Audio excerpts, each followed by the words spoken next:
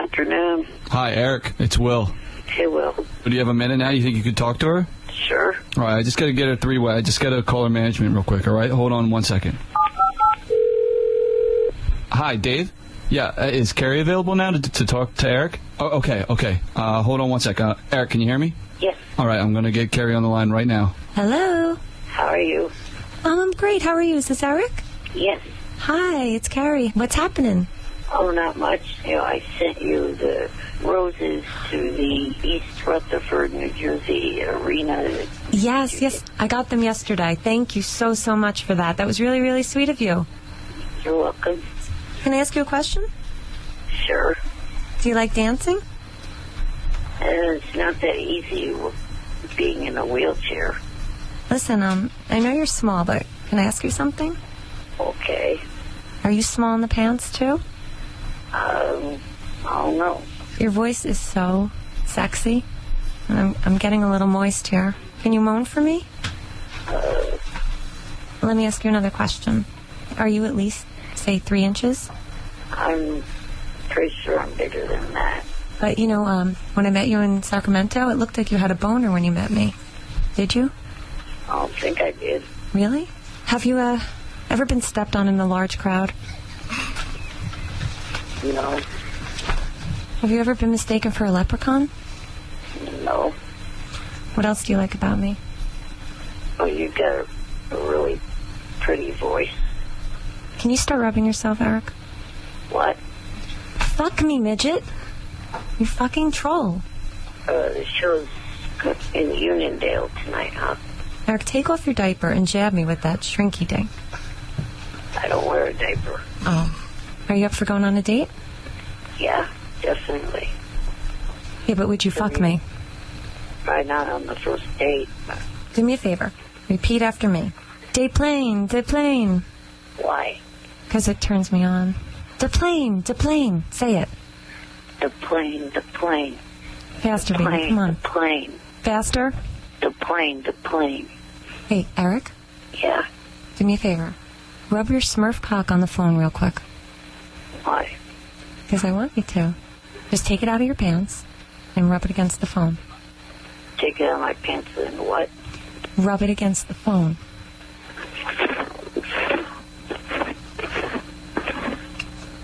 I think I hear it, Eric.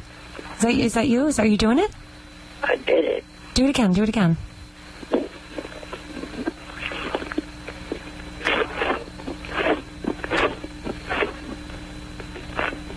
Harder and faster. I just put it back in my pants. Take it back out.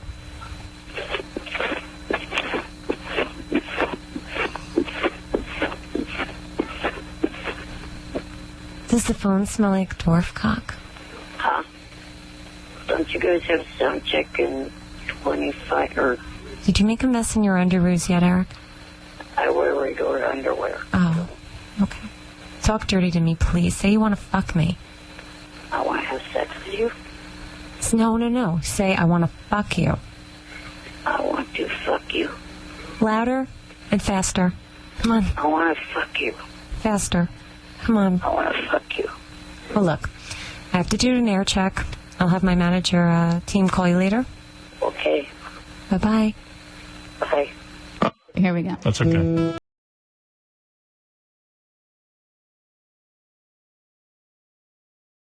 Hey now. Good morning, everybody. Robin, that microphone working? Hey now. Hey now. Hey now. Hey now. Hey now. All right. Good morning, everybody. The microphone maybe not working. Oh, good morning. We got a nice show for you today. We have a couple of people stopping by, one of them being John Legend, who will be performing live. I was looking him up last night on the internet and checking out his girlfriend. She's super hot and naked a lot. And she's giving him the ultimatum. Either you marry me or I'm moving on. I always think that's a weird move. I got to ask him about that. I think more guys head for the hills when they get the ultimatum. Yeah, but if the woman wants to get married... Hey, nobody wants to be pushed into something. But right. They should move on so the woman can move on with her life. Yeah. And if that's what she really needs, she ought to say it.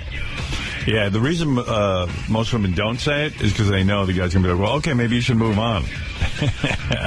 And they don't necessarily think they want to, so they go along with it. And That's right. You know, I was telling somebody the other day, though, that if a woman has to work too hard for the marriage, you should never marry her. You should never give in, because then she'll torture you like some other people we know. That's right, because she'll be angry for the rest of her life. Yeah.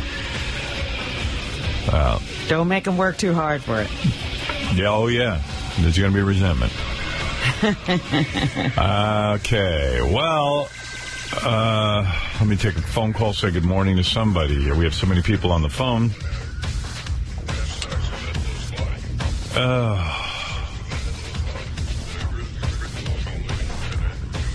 All right. Let's go to Tim. Tim, you're on the air. Flow, hi. Right. Hey, man, I got a question for you. What do you feel about dating prostitutes? Are you dating a prostitute? I think I am. Right. You only think you are? Okay, yeah, I am. I think I am. He's probably not sure if he's dating her or paying her. I don't know, man. Not every. I would say that the movie Pretty Woman is a great commercial for dating prostitutes, but aside from that, I think there's something very seriously wrong with a woman who is a hooker.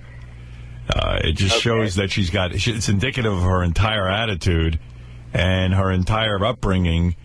And while some people, I suppose, could reform and change their ways, I would strongly recommend against it. It doesn't bother you that she's busy getting porked by other guys all day? Not really, no.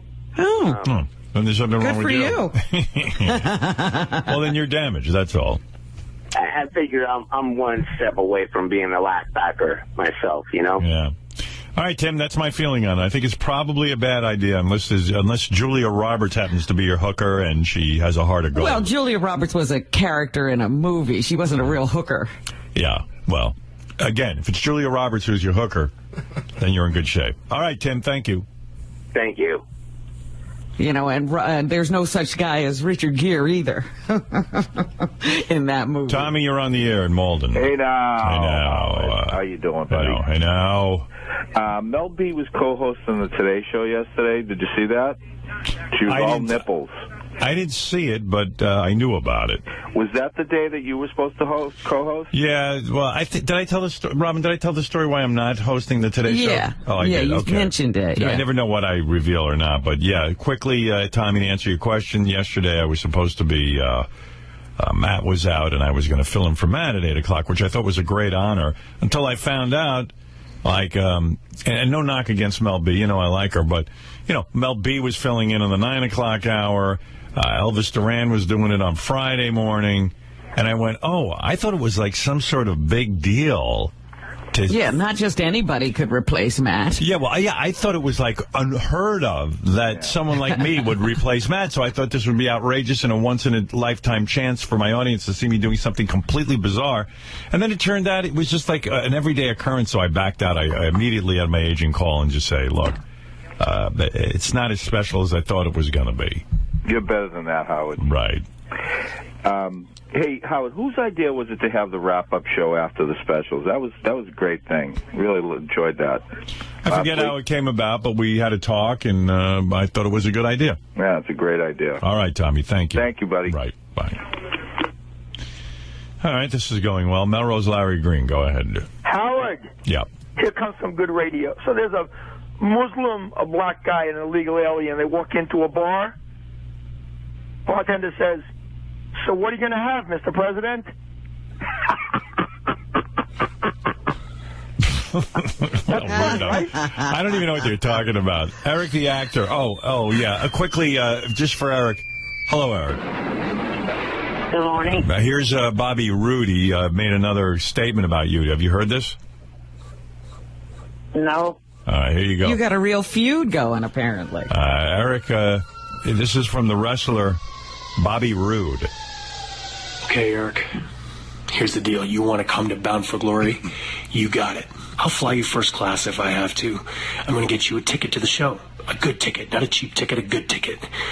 And if you want, possibly even get to live your dream and become a professional wrestling manager. That's what you wanted to do your whole pathetic life, isn't it? To be a professional wrestling manager? Well, this might be your opportunity, Eric. But all you have to do is get to Bound for Glory. But here's the deal.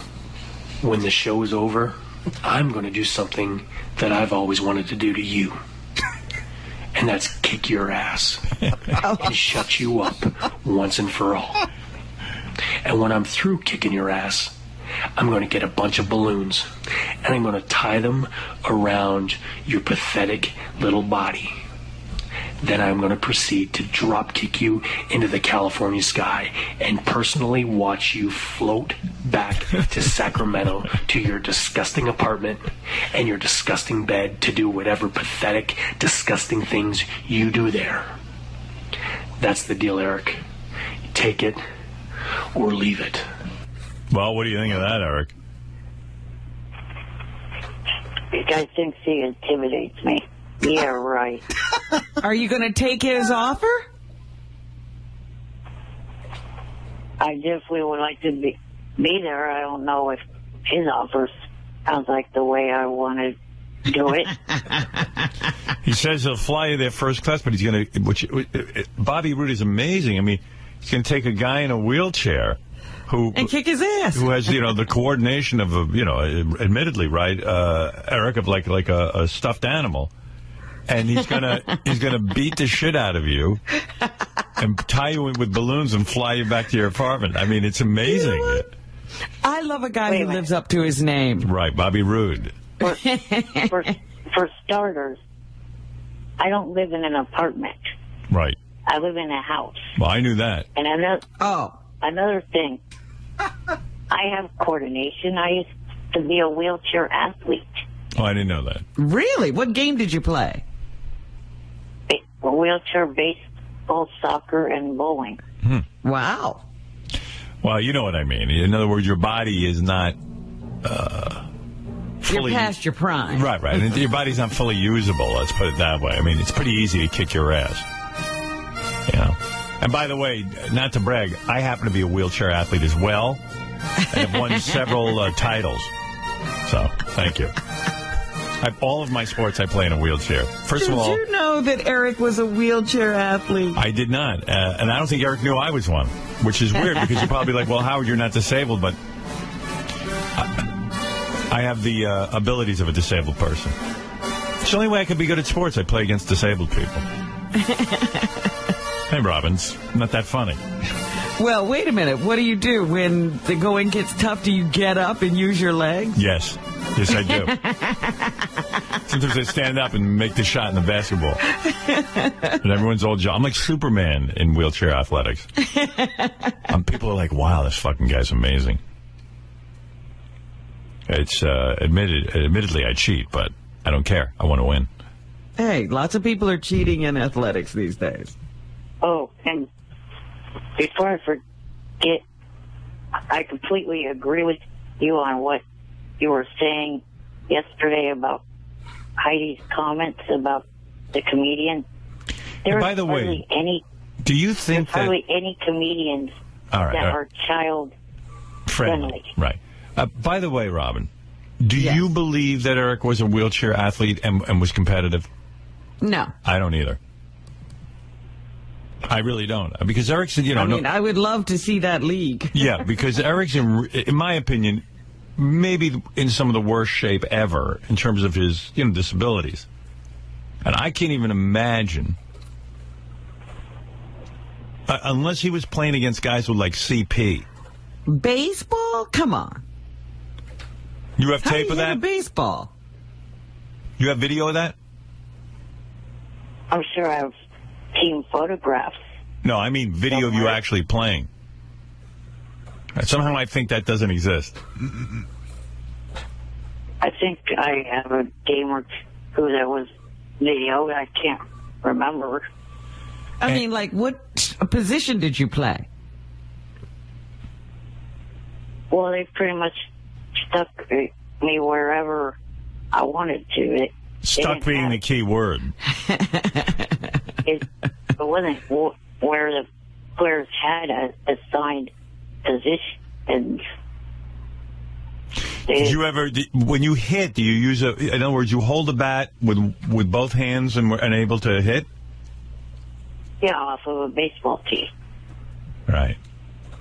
I could do that. I should get into this.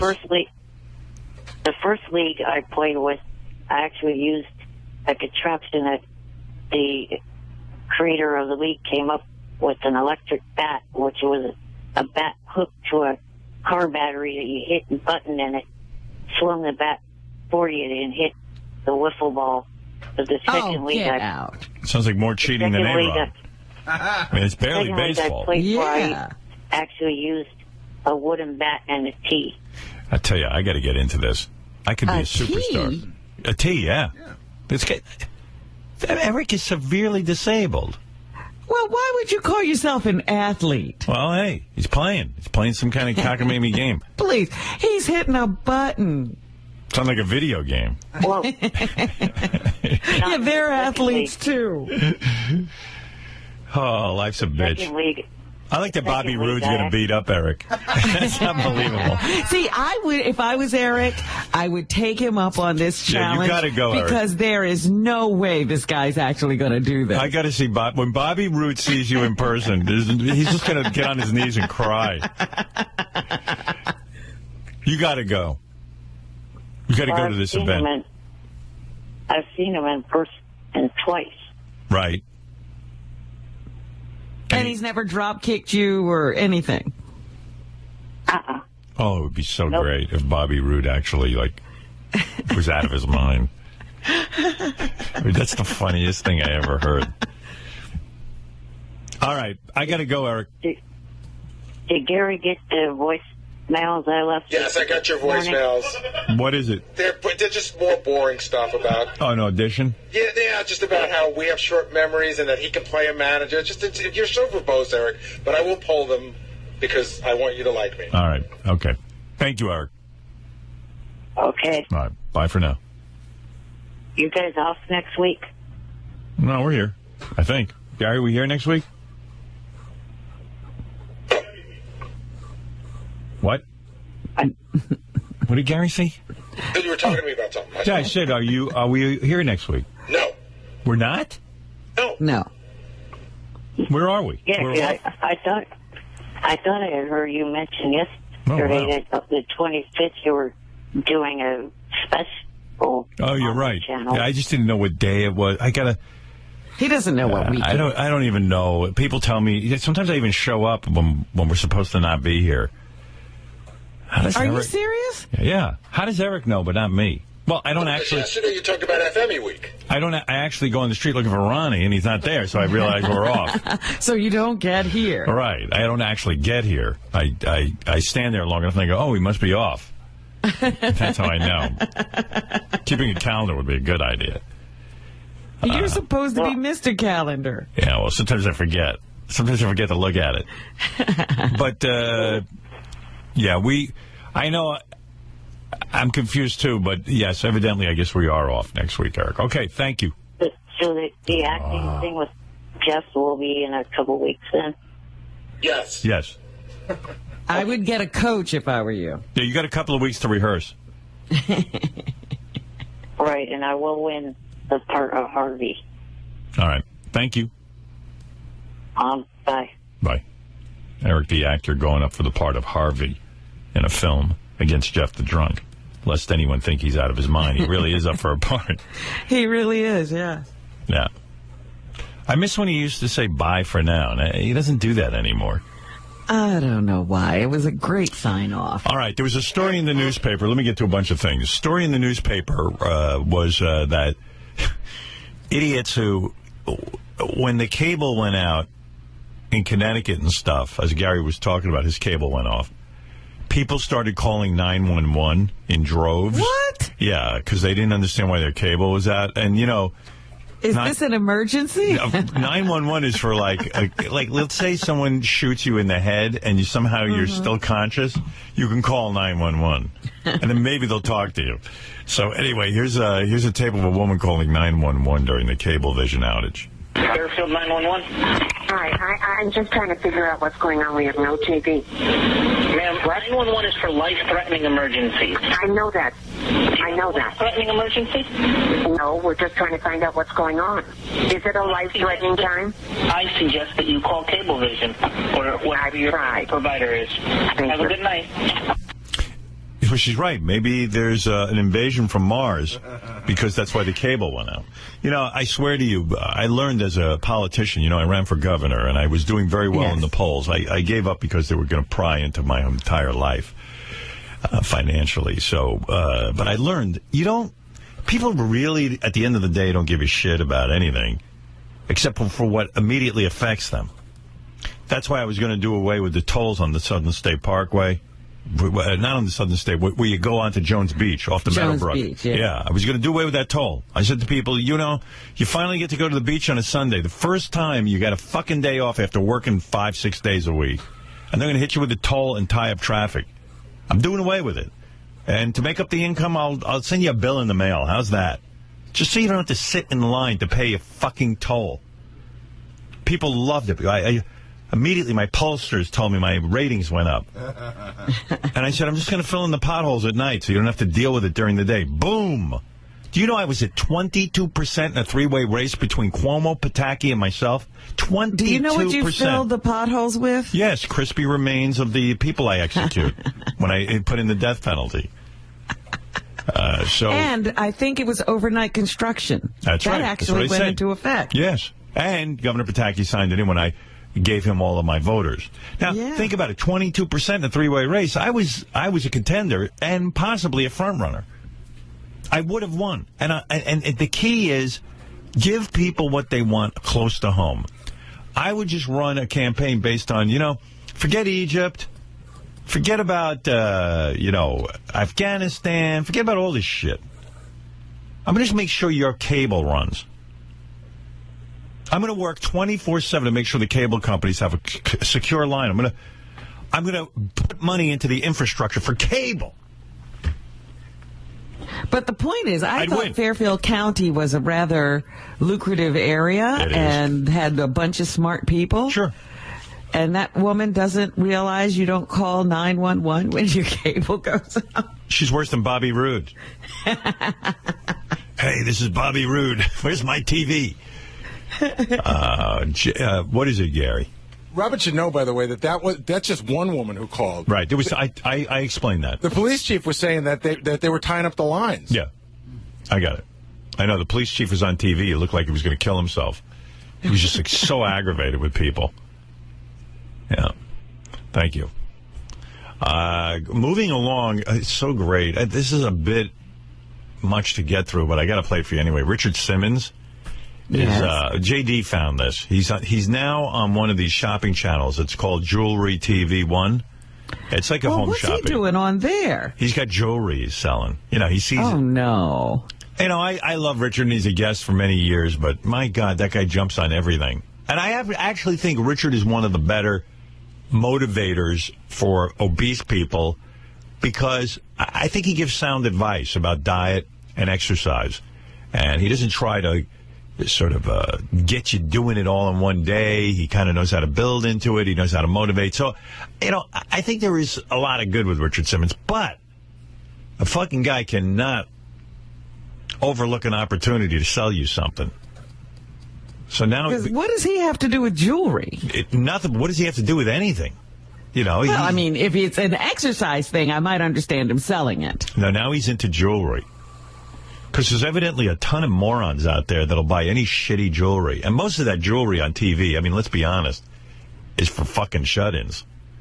I mean, and obese people. I mean, it's horrible. All that TV jewelry, it's junk. I've never seen a high-end product come out of TV jewelry. Have you? I mean, not that I know all of the products, but most of the shows I watch look like shit that you'd buy out of a candy store. It looks like stuff your mother was throwing away in the 50s. Right. It's gaudy. It's like, well, when did you become your mom that you're wearing it? You know, and how proud you must be when you say, this is my Richard Simmons jewelry. But I don't know. I haven't seen the jewelry. I just heard the tapes, and I thought it was hysterical. Well, how was your name the Sparkle Collection inspired? And worse than the people selling the jewelry. Sparkle Collection. Yeah, worse than the people selling the jewelry are the people who are who are the hosts of these shows. I mean, it's the shittiest job in show. I'd rather go to Alaska and be a broadcaster. Remember I used to read Billboard magazine? I was going to be a DJ. I was so bad. I was going to actually move to Alaska and get it. Because in Billboard magazine, there was always at least one big giant ad. If you want to be a DJ in Alaska, they'll fucking take you. And pay you. I think you have to live in a shack. Down by the woods somewhere. And if you don't freeze to death, they make you a disc jockey. And I was like, well, I'll go. I mean, what's the difference where I live? I sit indoors all day anyway. Well, how was your name the Sparkle Collection inspired? How did that come up? Because I think inside of all of us is a crystal. And some people are afraid to shine. And I say, leave your troubles behind and simply shine. Because when you shine, you get this aura, this glow. And I want people to have that glow each and every day. I think inside of us all is bullshit. That's what's in Richard, I know for sure. The Sparkle Collection. And then Richard's got this move where he gets emotional. Yes, about everything. About everything, and then he's stops. about to cry about jewelry. Right. And what's so wonderful about the line is it's great for you to wear. Yes. But you have to keep in mind the people that you love. Right. Let them be your loved of. Oh, I love that. And you do? Giving someone a piece of jewelry actually lasts a lifetime. And every time they wear it, this is the emotional part. They think of the love you have for them. And there really isn't anything stronger than love. You gotta love him. No, because I'm sick of the crying. Oh, you think? The crying is too much. It's over. Stop it. Oh, he cries every 5 seconds during this whole thing. And by the way, he stopped crying. Now he just pauses, and then he goes... Right, he just catches himself. And he recovers in 2 seconds. Right. Geez, I got a million of these clips. You want to hear any more? You've kind of gotten the idea. Want to hear a clip about him being... I want to hear about the jewelry. All right. You want? All right, I'll tell you. I'll give you a little preamble. Here's one about him being emotional about children. Here's one about him letting your inside shine again. Here's one him singing a song he wrote about his jewelry. Oh, wait a minute. We got to do that one. All right. We haven't even talked about the animal collection, and I promise that they are coming up. I love animals. Love animals. I love animals. Kiss them every day. Oh, my God. Who's buying that Did shit? they sell anything? I think they had to return it all. Want to hear how guardian angels exist? Okay. Yeah. And the dummies that watch this shit, they eat that crap up. I think we all have a guardian angel. Really? Who? I don't. Where do I get that? Who's my guardian angel? I don't fucking have one. We all have a guardian angel. Yes, we do. And she goes, yes, we do. And yes, we do. Who's hers? She must have some dude paying for her. I got nobody paying for me.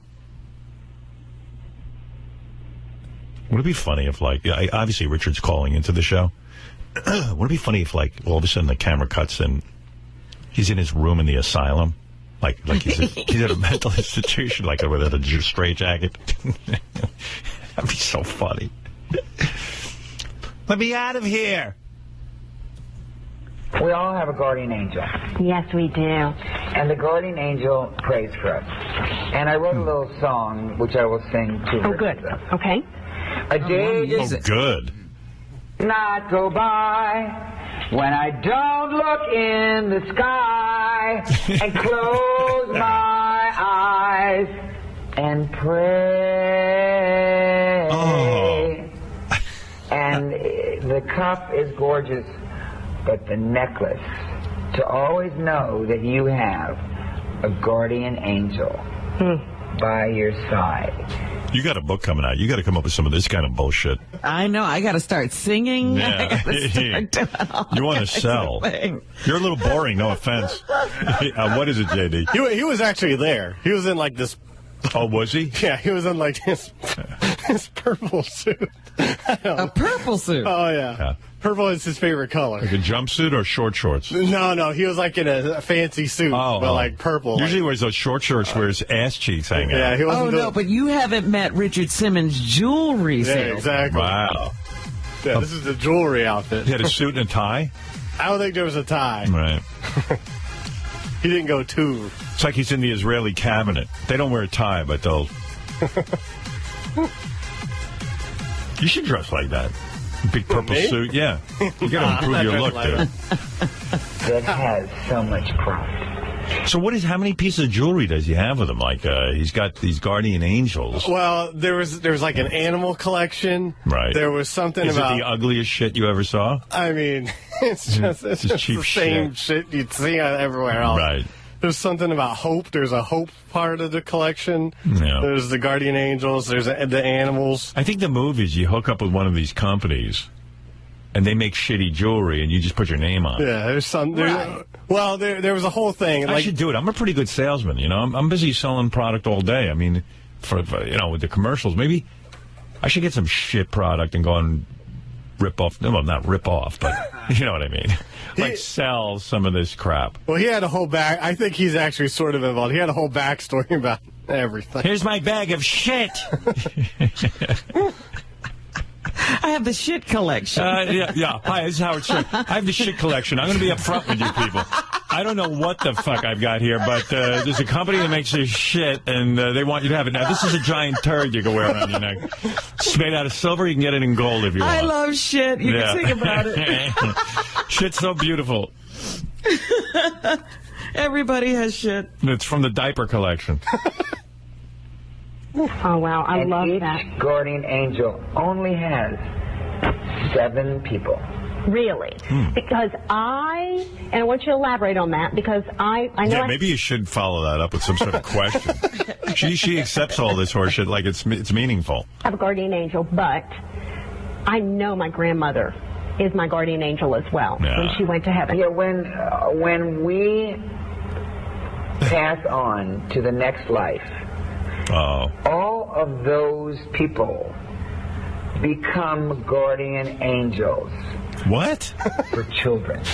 Oh, for children.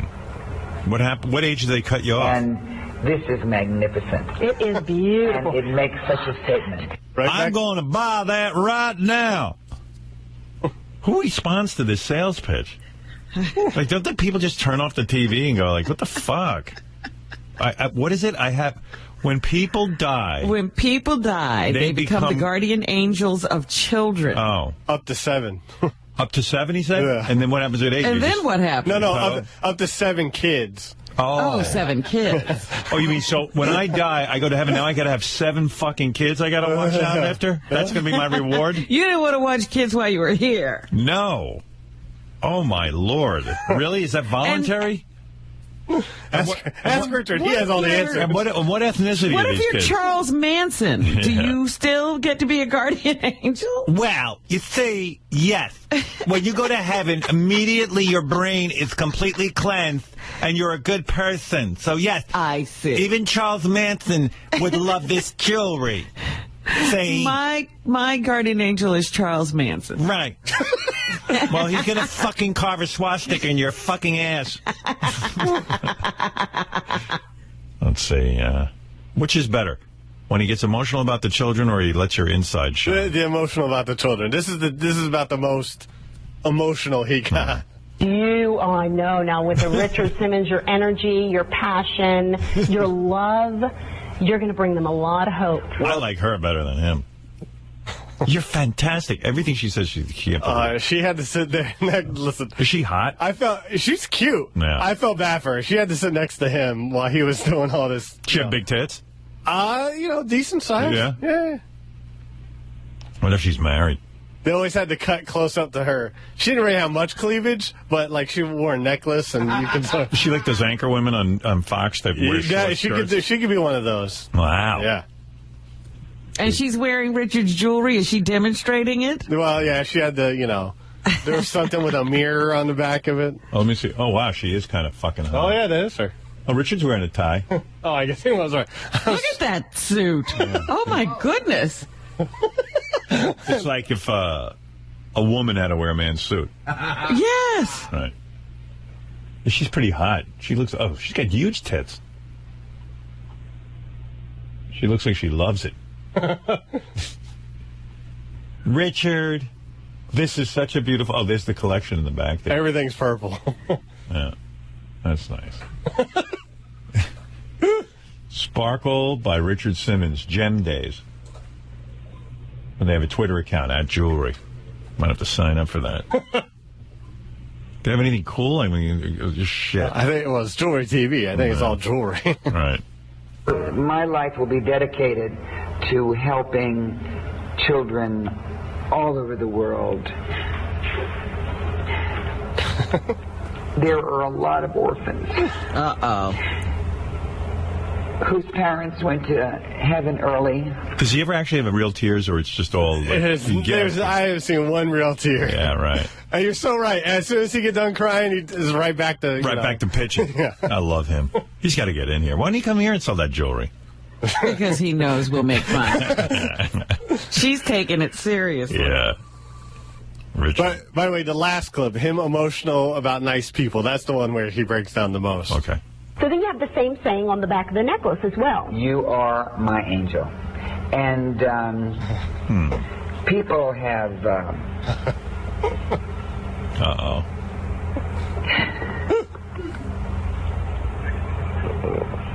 People have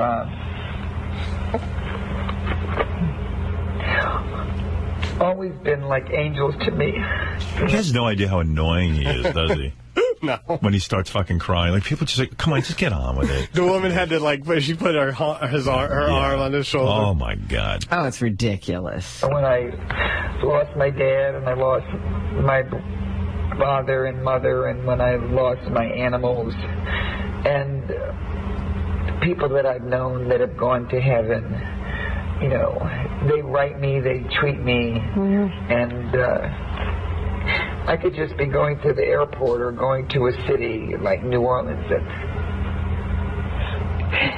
they put their arms around me. Well, they know he loves them too. Even she's annoyed. She's like, okay, all right, we get it. I wish there was clear audio, but you get sometimes whenever she'd be talking, after you get done crying, you can hear him blowing his nose. Oh, my God. That's gross. I have it like 50 times. Since he's in constant communication with his angels, why is it so sad? It seems like, it's going to be a big party up there. Sounds pretty groovy. What's the big deal? Everybody is guardian angels when they die? Yeah, sounds like fun. So why are you crying? Right. The drama queen. You think? Yeah. And they hug me and say, I just love you. You're a part of my family. It's not a nervous breakdown right on TV. Changed their lives. You've changed millions of lives, Richard. So, then they want to feed me. See, then they want to feed me. The joke comes right there. Right. Then he blows his nose. You recovered, Robin. Don't be so cynical. Oh, my goodness. Yeah, all I know is you better get into that sales mode. You can be goofing all you want, but I'm going to see you on Jewelry TV next. Crying. I'll have my vegetable collection. Everything's so fucked up. JD found this tape, too, of Corey Feldman. You know Corey Feldman. You remember Corey. Sure. The child actor. Right. We haven't seen him in years, I guess. Who knows? He might be angry with us. But most people are. Yeah. He's got some new business where I think it's the same business Eric the actor tried to start up. Remember when Eric was going to have his modeling agency? Yeah. And the girls, once he signed them, they had to sign a contract and live with him? It was a contest, and if you won, the big prize was getting to live with Eric. Right, and he would represent you. And you had to do everything he said, and you had to be super hot. Right. Yeah, can you imagine him living with these chicks, with him and his various caretakers and stuff? Anyway, Corey Feldman has a business now called Angels in Training. And you got to hear this one. This is in training. Yeah. It's like chicks come and live with him, and they party, and then they charge money to dudes to party with them, but they're not hookers. But if you hook up, I mean, that's cool, but it's... It's an escort service. No, not according to Corey. No sex involved. Right, wait. It's Corey's Angels, by the way. That's the name. Corey's Angels. Yeah. This is an angel in training, which means that she is not tested yet, but she is in the process. What is the test? Oh, yeah, this is Playboy Radio. This is from Syria. Test. Yeah, he goes on Playboy Radio now. He won't come here to sell this? I don't know. Do we really want him selling this on our show? I've talked to him a couple of times. How's he doing? He keeps threatening to come by. He called me a couple of months ago, right after we played his song. Yeah. His patriotic song. And I said, he goes, I'm going to be in the fall. I'll come and see you guys. Well, he's got Corey's Angels now. He's got to promote. This is an angel in training, which means that she is not tested yet, but she is in the process. What is the test process? Well, it's, you got to do the photos. We've got to meet with you. We've got to see what your talents are, because the whole thing with Corey's Angels is that you have to have a talent. Ooh. You can't just be beautiful and sexy and gorgeous. You actually have to be able to offer something. Imagine the girls would fall for this one. That's unique to the world. Is it the responsibility of the angels that are in training to then bring other angels? It's just absolutely. So Absolutely. It's recruitment. This all sound like new ideas to Corey. Yeah, sure, why not? Absolutely. That's a great idea. This whole thing's developing as we speak. We're always scouting. Right. Always scouting, because at the end of the day, it's a very hard thing. I mean, we've gone... You must think women are morons. Through literally, I'm not even joking, thousands of submissions for both the party, the angels, all this stuff. We've gone through thousands, because at the end of the day, we want a girl. When we pick an angel, the girl has got to be beautiful inside and out, and she's got to be talented. Yeah, I can give a BJ at the same time I'm giving a hand job to another guy. I have a special talent. What's your talent? I can count and give a BJ at the same time. So that's the big thing, is making sure that a girl is not just gorgeous, not just beautiful, not just talented, but has a really good heart and is really sweet. So you have to put your penis inside of them to see if they're beautiful inside. Is that true or not? No. There's no sex with the angels? I didn't say that. Okay, I mean, if I happen to be dating them, then I happen to be dating them, but it's not a requirement. Wow. Good business. This is exactly what Eric wanted to get going. But Corey's pulling it off, I guess. Probably not. In Hess Like Fashion, you also do these amazing parties. I know I got a text from you maybe 2 or 3 days ago. Now, how do people get involved with the events? Is that by invite only? Or it is, well, yes and no. What we do is we do sell a certain amount of tickets to the public, but we're going to be limiting that more and more as the days go by. What we're doing is we've created... Gotcha. What do you make of this business? He's trying to be the new Hugh Hefner. Yeah. A private membership social club. Cool. So let me tell you in full what the Angels really is. Okay. It's a private membership club, a 360 management, development, and production entity. Damn. So it's full circle, right? She's impressed. Sounds like she's ready to sign. Yeah, I was going to say, she'd never heard those three put together before. So I guess Corey represents you when you're a hot chick and you sign up for this thing, and then he'll give you his full undivided attention 360. And you can get to these parties where he'll have, I guess, rich clients. 50 dudes who are allowed in. But tickets are getting harder and harder to come by. Okay. Well, you gotta so make what it we're sound doing is we find these girls, which are beautiful and unique and are talented. Right. And we focus on them. We're going to build a profile for them on this site, which will include photography. It'll include links to their work, to whatever their talent is, so that we can showcase the talent. What do you think of this, Robin? Maybe you ought to sign up. I think that this is ridiculous. It's outrageous. Then we're going to create these events where basically we give people the opportunity to mingle with these angels. So that's what I'm interested in, mingling at the events. Right? That's... Oh, absolutely. Corey's got it all worked out. This sounds like something he came up with, like, in 2 seconds. We were sitting around one night at a party. And why don't we... the private membership is how he brings in money? That is one of And he gets, I guess, a portion of the girls' salaries when they get hired. He is their agent. or manager or whatever. I These like are like that. distinguished businessmen, men that offer opportunities or bring something to the table, because the whole idea is networking, right, at the end of the day. But not only that, we are also we're forming a management 360 man. When you sign with us, not only do you get an agency, but you also get Richard Simmons jewelry, and you get a website profile and photography. And that's not all.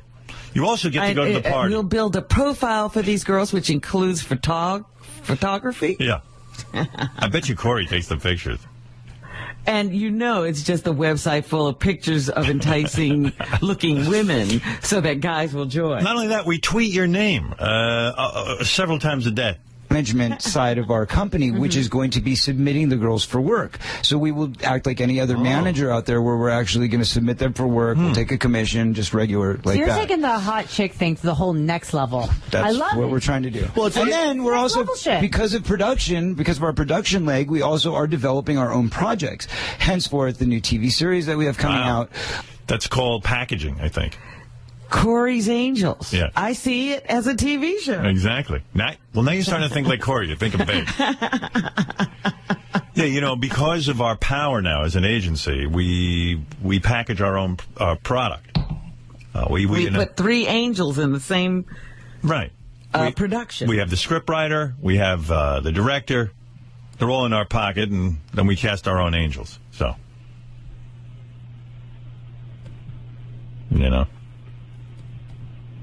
gotta say, I myself am thinking of signing with Corey's Angels. I don't know if you qualify. You're an angel in training. Right. Wonder what that means. That's creepy. I can juggle. We've been working on a couple short films, the videos, the album. We have a children's book coming out. We have an entire merchandise line coming out. Wow. A children's book? I can't believe the activity going on in the Corey Now Feldman that's Empire. where you throw me. Do the angels write children's books too? I think they attach their names to them, yeah. I think Corey's the mastermind behind it, and then he kind of attaches a particular angel. I see. Yeah, he tries to match an angel with that kind of image. Wow. Well, good for Corey. Well, there's an update. Well, let's see how this turns out. I think it can only turn out for the best.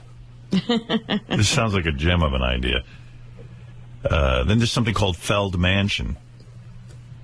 Well, there's also a Corey's Angels Twitter and a Corey's Angels Facebook, so people can check those out. There is, as you said, a party coming up. The party is my birthday party, and it is going to be a house party at Feld Mansion. Yes. So the party will be taking place August 16th, Friday, August 16th, and At his tickets are house. on sale right now. As we said, We thank you missed very the much. party. There's only 50 tickets on sale, so you got to hurry up and grab them. And we do sell cabanas and bottle service, and you can have your own private host angel. Nothing explicit or illicit or sexual. It's strictly just we're all having a good time, and it's for a good reason. So he's got bottle service at his house? It's pretty fucking And cool. cabanas. Cabanas? What the fuck is going on? Let me take you to your cabana. Hey, this looks like your bedroom. There's only 50 tickets. Did I mention we're getting an Instagram account? We're going to probably tweet out a few pictures, too. Wow. What do you say, this bottle service? Bottle service and cabanas. We're going to get a ticket just to see what the fuck's going on. 50 tickets. But we missed it. It was August 16th. That was last weekend. Well, wonder how they did and what they sold out. Yeah, I wish we could have the wrap-up of the party at the Feld Mansion. Excuse me, Mr. Feldman, why are there pictures of your parents in my cabana? Well, this is their room.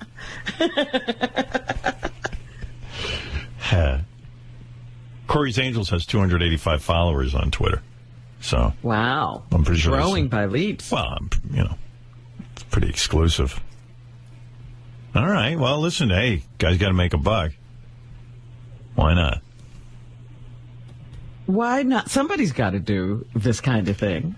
Hey, I got to take a break. That's pretty funny. That was pretty good. Did you go on and see any of the angels? No, I'm sure they're hot. Corey does get hot chicks. Wasn't he married for a while? He was. I don't think that worked out. Oh, I'm sorry. Yeah, I was going to say, if he's still married, I don't think that Corey's Angels concept is going to go over too good at home. What's up? Chicks are hot. Are they? Oh, yeah. Wow. He doesn't mess around. Did you buy a ticket, J.D.? No. We should have sent you down to the big Feld Mansion party. Yeah, well, I don't think What are we doing? Yeah. I think they're looking for someone that can give them opportunities. I don't know what kind of opportunities I could give any of them. It's You about could get him on the networking. Howard Stern show. That's right. As Corey says, you have a party, invite some influential people, and before you know it, people are networking. Huh? You know? I mean, it's not a crazy idea. There you go. You have aspirations of being a director. You could be a director on one of these projects. Hey, God bless him. I could probably get you on the show.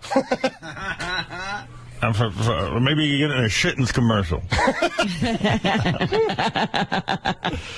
could do that. There you go. Yeah, you know a guy at the company of shit. Right. I know the creator. You could wipe Richard's asshole on camera. I got to take a break. We'll be back right after these words. And now, Preacher Talk on The Howard Stern Show. O God, do not remain quiet, for behold, thy enemies make an uproar, and those who hate thee have exalted themselves. And I think of that in light of what I heard today. Howard, this Antichrist Jew blasphemer. But I heard him use more of the name, or at least I heard on his network, the name Jesus Christ more than you'll hear today with preachers. Oh, he used it in vain. Well, may those that take the Lord's name in vain receive the Lord's wrath. So long as you and the Lord are listening, you're listening to The Howard Stern Show.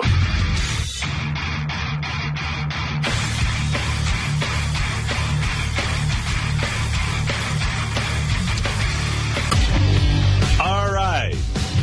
What is it, Shittens? All right, Shittens.com. Richie Wilson was explaining he started a business. That's a guy. Richie Wilson is a guy who works for us on Howard TV. And what it is a mitten, and you wipe your ass with it. But it's got nice, it's like a wipe, but it's in the shape of a mitten. Into a mitten. Yeah, and evidently it's doing well. Richie, you know what? When Richie, if you want to come in, you can come in for your commercial.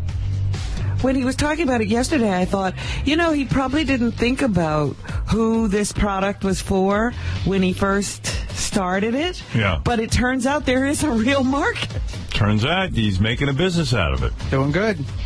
There you go. You're doing good when you start getting paid. Actually, we pretty much made our production costs back already. Wow. Yeah. No kidding. Yeah. Oh, good for you. And last night, Jenny McCarthy tweeted out to 1 million followers that it's the stocking stuffer gift of the year. Shittens. Yeah.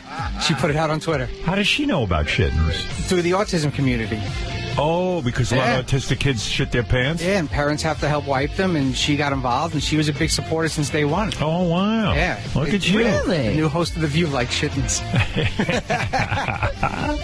It's crazy. She tweeted out about shittens, not smittens. Shittens. Shittens. Yeah. Wow. Yeah.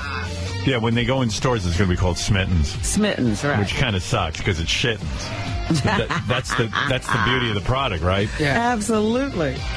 You should maybe you'll get bought out by some big conglomerate. Oh, that would be great. Yeah.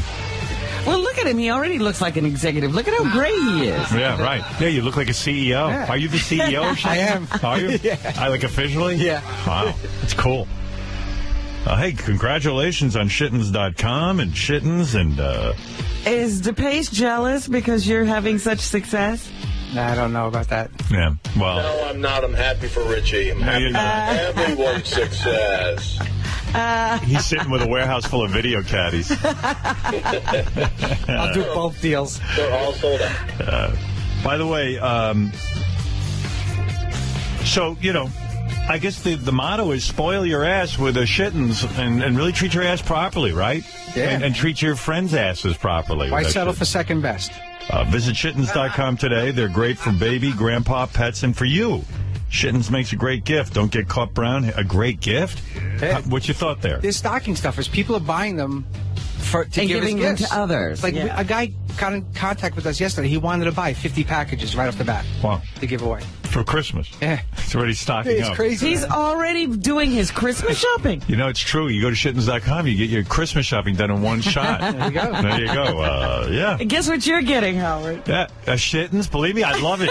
I use that. Shittens, SHITTENS.com. Shittens.com. All right, Richie, way to go. Entrepreneurial Richie, we call him. Amazing. That's good. I like to see him branching out. You got any other shitty products? You know, it's true. I should get in on this Shittens thing. I love wipes. You do? Yeah, and I could probably scoop out a whole bunch more with that Shittens. Look at that. And then Just sometimes dig deep. Sometimes my fingers smell after. And then now it'll be nice. The Shittens covers my whole hand. He said yesterday a woman said she could get a manicure for the first time in years. Yeah, because her fingers used to smell like duty. This kid dropped by. His name is Alex Zander. Alex Zander. Zander? It's kind of an interesting dude. He's 19 and he's already he's worth $1 million something bucks. Really? Yeah. And nobody gave it to him? He earned it? Hey, Alexander. Hey, man. Hey, now. Good. He doesn't look like a millionaire. Are you a millionaire? What does it matter? Well, it matters because it's part of your story. It's part of my story, but I don't like that. That's something that just kind of came out a little bit. I never wanted that to be like the first thing that people think of me. Oh, that kid is that kid's a rich kid. Yeah, but it was kind of cool that don't be ashamed of it. You invented that little airplane thing that you throw and that comes back at you. What's that called? Super Looper. Super Looper. You invented that. Yeah. And I know those things, the Super Looper. I used to see them being sold on the street, and then I started seeing them in stores. Yeah. I'm the one that put them into stores. How do you get those Super Looper into stores? Because we've got a product, Shittens, and we're trying to promote Shittens. Got any thoughts? The crazy thing is I will probably know how to promote Shittens as well. It scoops all the fecal matter right out of your asshole. But seriously, so the plane is. Did you actually figure out the plane and how it should return to you? It was out in the 50s, like a really Shittens version, right? Which was made out of paper, right? And I've seen it around, and I like this idea of like bringing back like old things and kind of revamping them, and so I took this item, and I saw lots of potential. I made it from a different material. We have like a secret formula for the material. Yeah. It actually won't work if it's made from anything else, right? And so that we put into a nice packaging, gave it some branding, and listen, it was like the top seller and. A few really major retail stores, they were selling insane numbers. How old are you? 19. No shit. Yeah. Really 19? You got a driver's license? I believe the kid. And so you still live with your folks? Yeah. That's how I know you're not a millionaire. If you were a millionaire, man, you would definitely move out. That's not true. Really? That's not true. Your parents don't annoy you? I love my parents like a lot, right? And you can hang with them?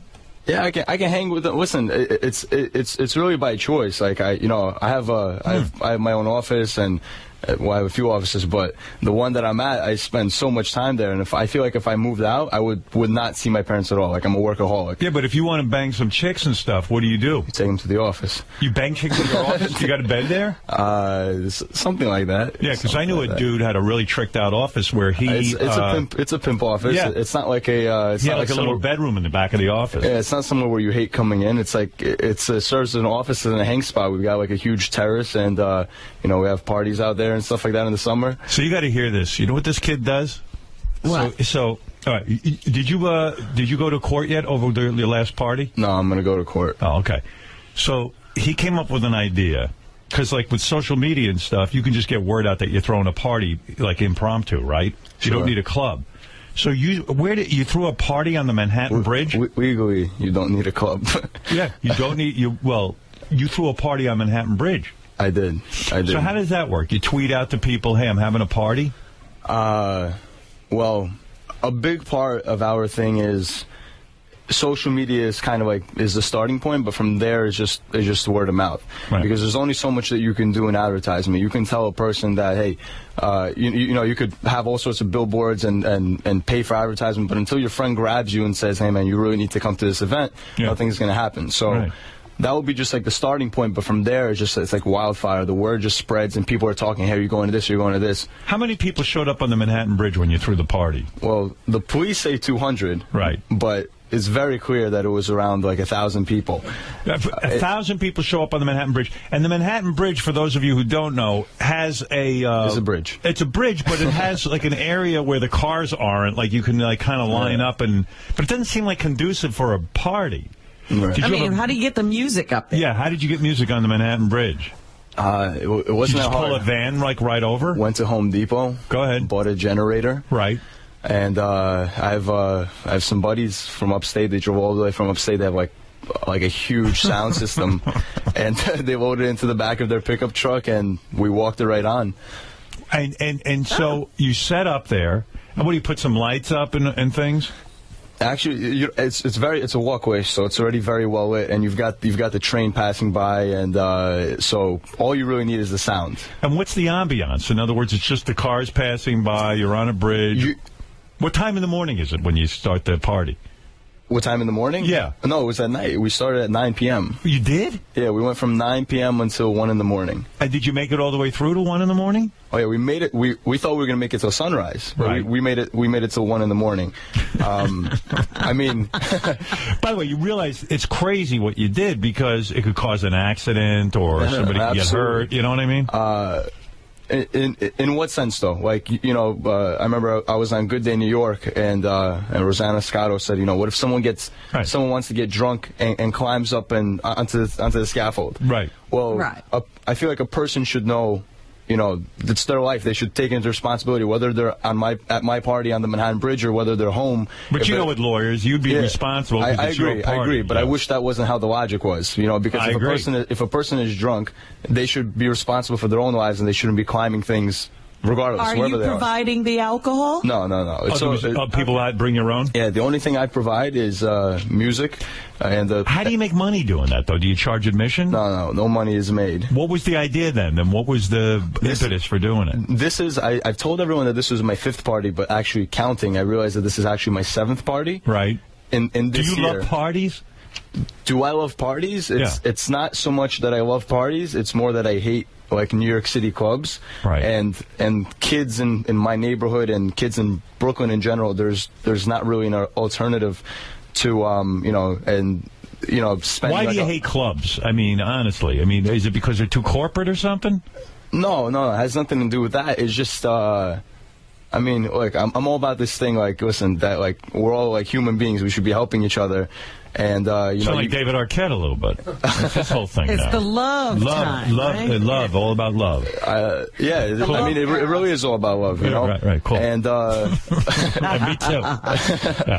Yeah, I know. Kindness. And so like this whole concept that girls are getting like so dressed up to go impress guys, that they don't even care about, and these guys are trying to meet these girls that don't even want to talk to them, and it's like, but we're on the Manhattan Bridge. It's just like a total land of, not giving a crap about anything. So it's a type of person that the clubs attract. Like it's kind of like it's turned into a cliche, and now all of a sudden, when you go out on the bridge, everybody's free. Everyone is welcome here. Right. It's like Woodstock. Sure, exactly. Actually, that was a really big inspiration. I love how that entire thing unfolded. It just happened. Yeah, it just happened. And so you don't turn people away? No. Nobody There's gets turned line. away. There's no line. The only reason anyone would ever get turned away, I'm thinking in the future, is if just the space. I'm sure they will find a way to fit inside the space, but it's just simply that limitation. Dude, you got a lot going on for 19. I was such a fucking dickhead when at 19. You can hardly talk. Yeah, you must get tons of pussy, huh? Right now, I have a beautiful girl. Oh yeah? Yeah. How long have you had her? Like half a year. Oh, no shit. But I've exclusive? Yeah, but what is she, a model or something? She's pretty. Yeah. She's really pretty. But I've never had a girlfriend before. No? No, first girlfriend. Would you bang a lot of chicks? I can see a kid like this, good-looking dude. He's absolutely with money. He's got crap going on. Nobody ever knows like that I have any money. In fact, like when I took out my girl the first few times. I picked her up and I have this like beat up Honda Civic that I jalopy. use. Yeah, that I use to, you know, you got to do a test. You know, like in the movie, what is it, A Bronx Tale? Right. You know, he says that you got to do the door test. Right. You know, if she leans open and opens up the door, she's a good girl. So she goes out, you play pauper, you act like you're just a 19-year-old student or something. Yeah. You pick her up in a shitty car, and if she digs you... It depends what you're interested in, honestly. If you're looking to... But when do you reveal the office and the nice car? How long do you wait? How long do I wait? Until I feel like it's right. Until well, listen. If I what kind of car do you really have? Like, what's your good car? A Maserati. Oh, look at you. So then the Maserati comes out, and you're like, "That's kind of a cool move." And all of a sudden, you go, "I have something to tell you." I feel like that. It's remember, like Superman. Yeah. I'm Alex Xander. Yeah, but you know, like it depends on what your intentions are. Anybody can drive down the street in a flashy car and have everybody look at them. They're not looking at you. You could be a douchebag. They're looking at your car. So you mean you did this whole party thing just because you hate clubs, and now you got to go to court over it? Is it costing you a bunch of money to get a lawyer and all that? It's got to be, right? Well, I've had a bunch of lawyers reach out to me. Yeah. And my sister's a lawyer, and all her friends are lawyers. So, you know, you're getting free legal representation. Yeah, and she's 10 years older than me, so I was getting into trouble from when I was a kid. So it all turned out like very good. What charges are you facing? All misdemeanors. Right. Hopefully, we'll be able to knock them down to violations. So when are you going to court? Because maybe we'll throw a party outside the courthouse. I would love to see you there. I might be throwing a party of my own. So you've done this like 7 times. You've thrown parties, but the Manhattan Bridge was the most outrageous place. But you also use like what, fields and things like that. We've done fields. Airport hangars, boats. And tons of people show up. And how do I get on the list to find about these parties? I need to go somewhere. It's like one of those things. It's like for those that know.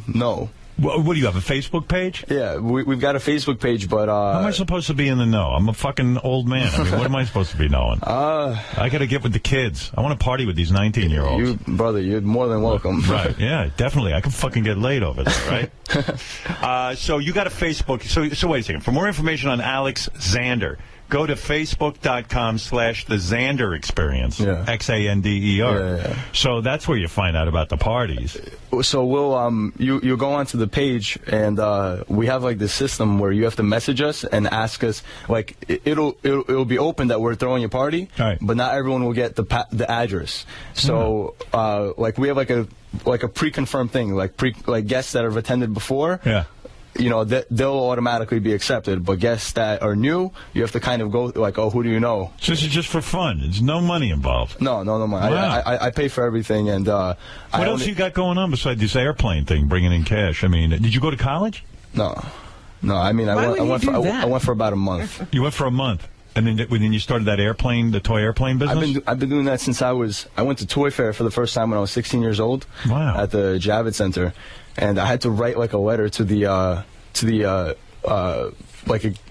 company that was throwing Toy Fair. Yeah. And I'm like, listen, I'm 16, but I really need to be here.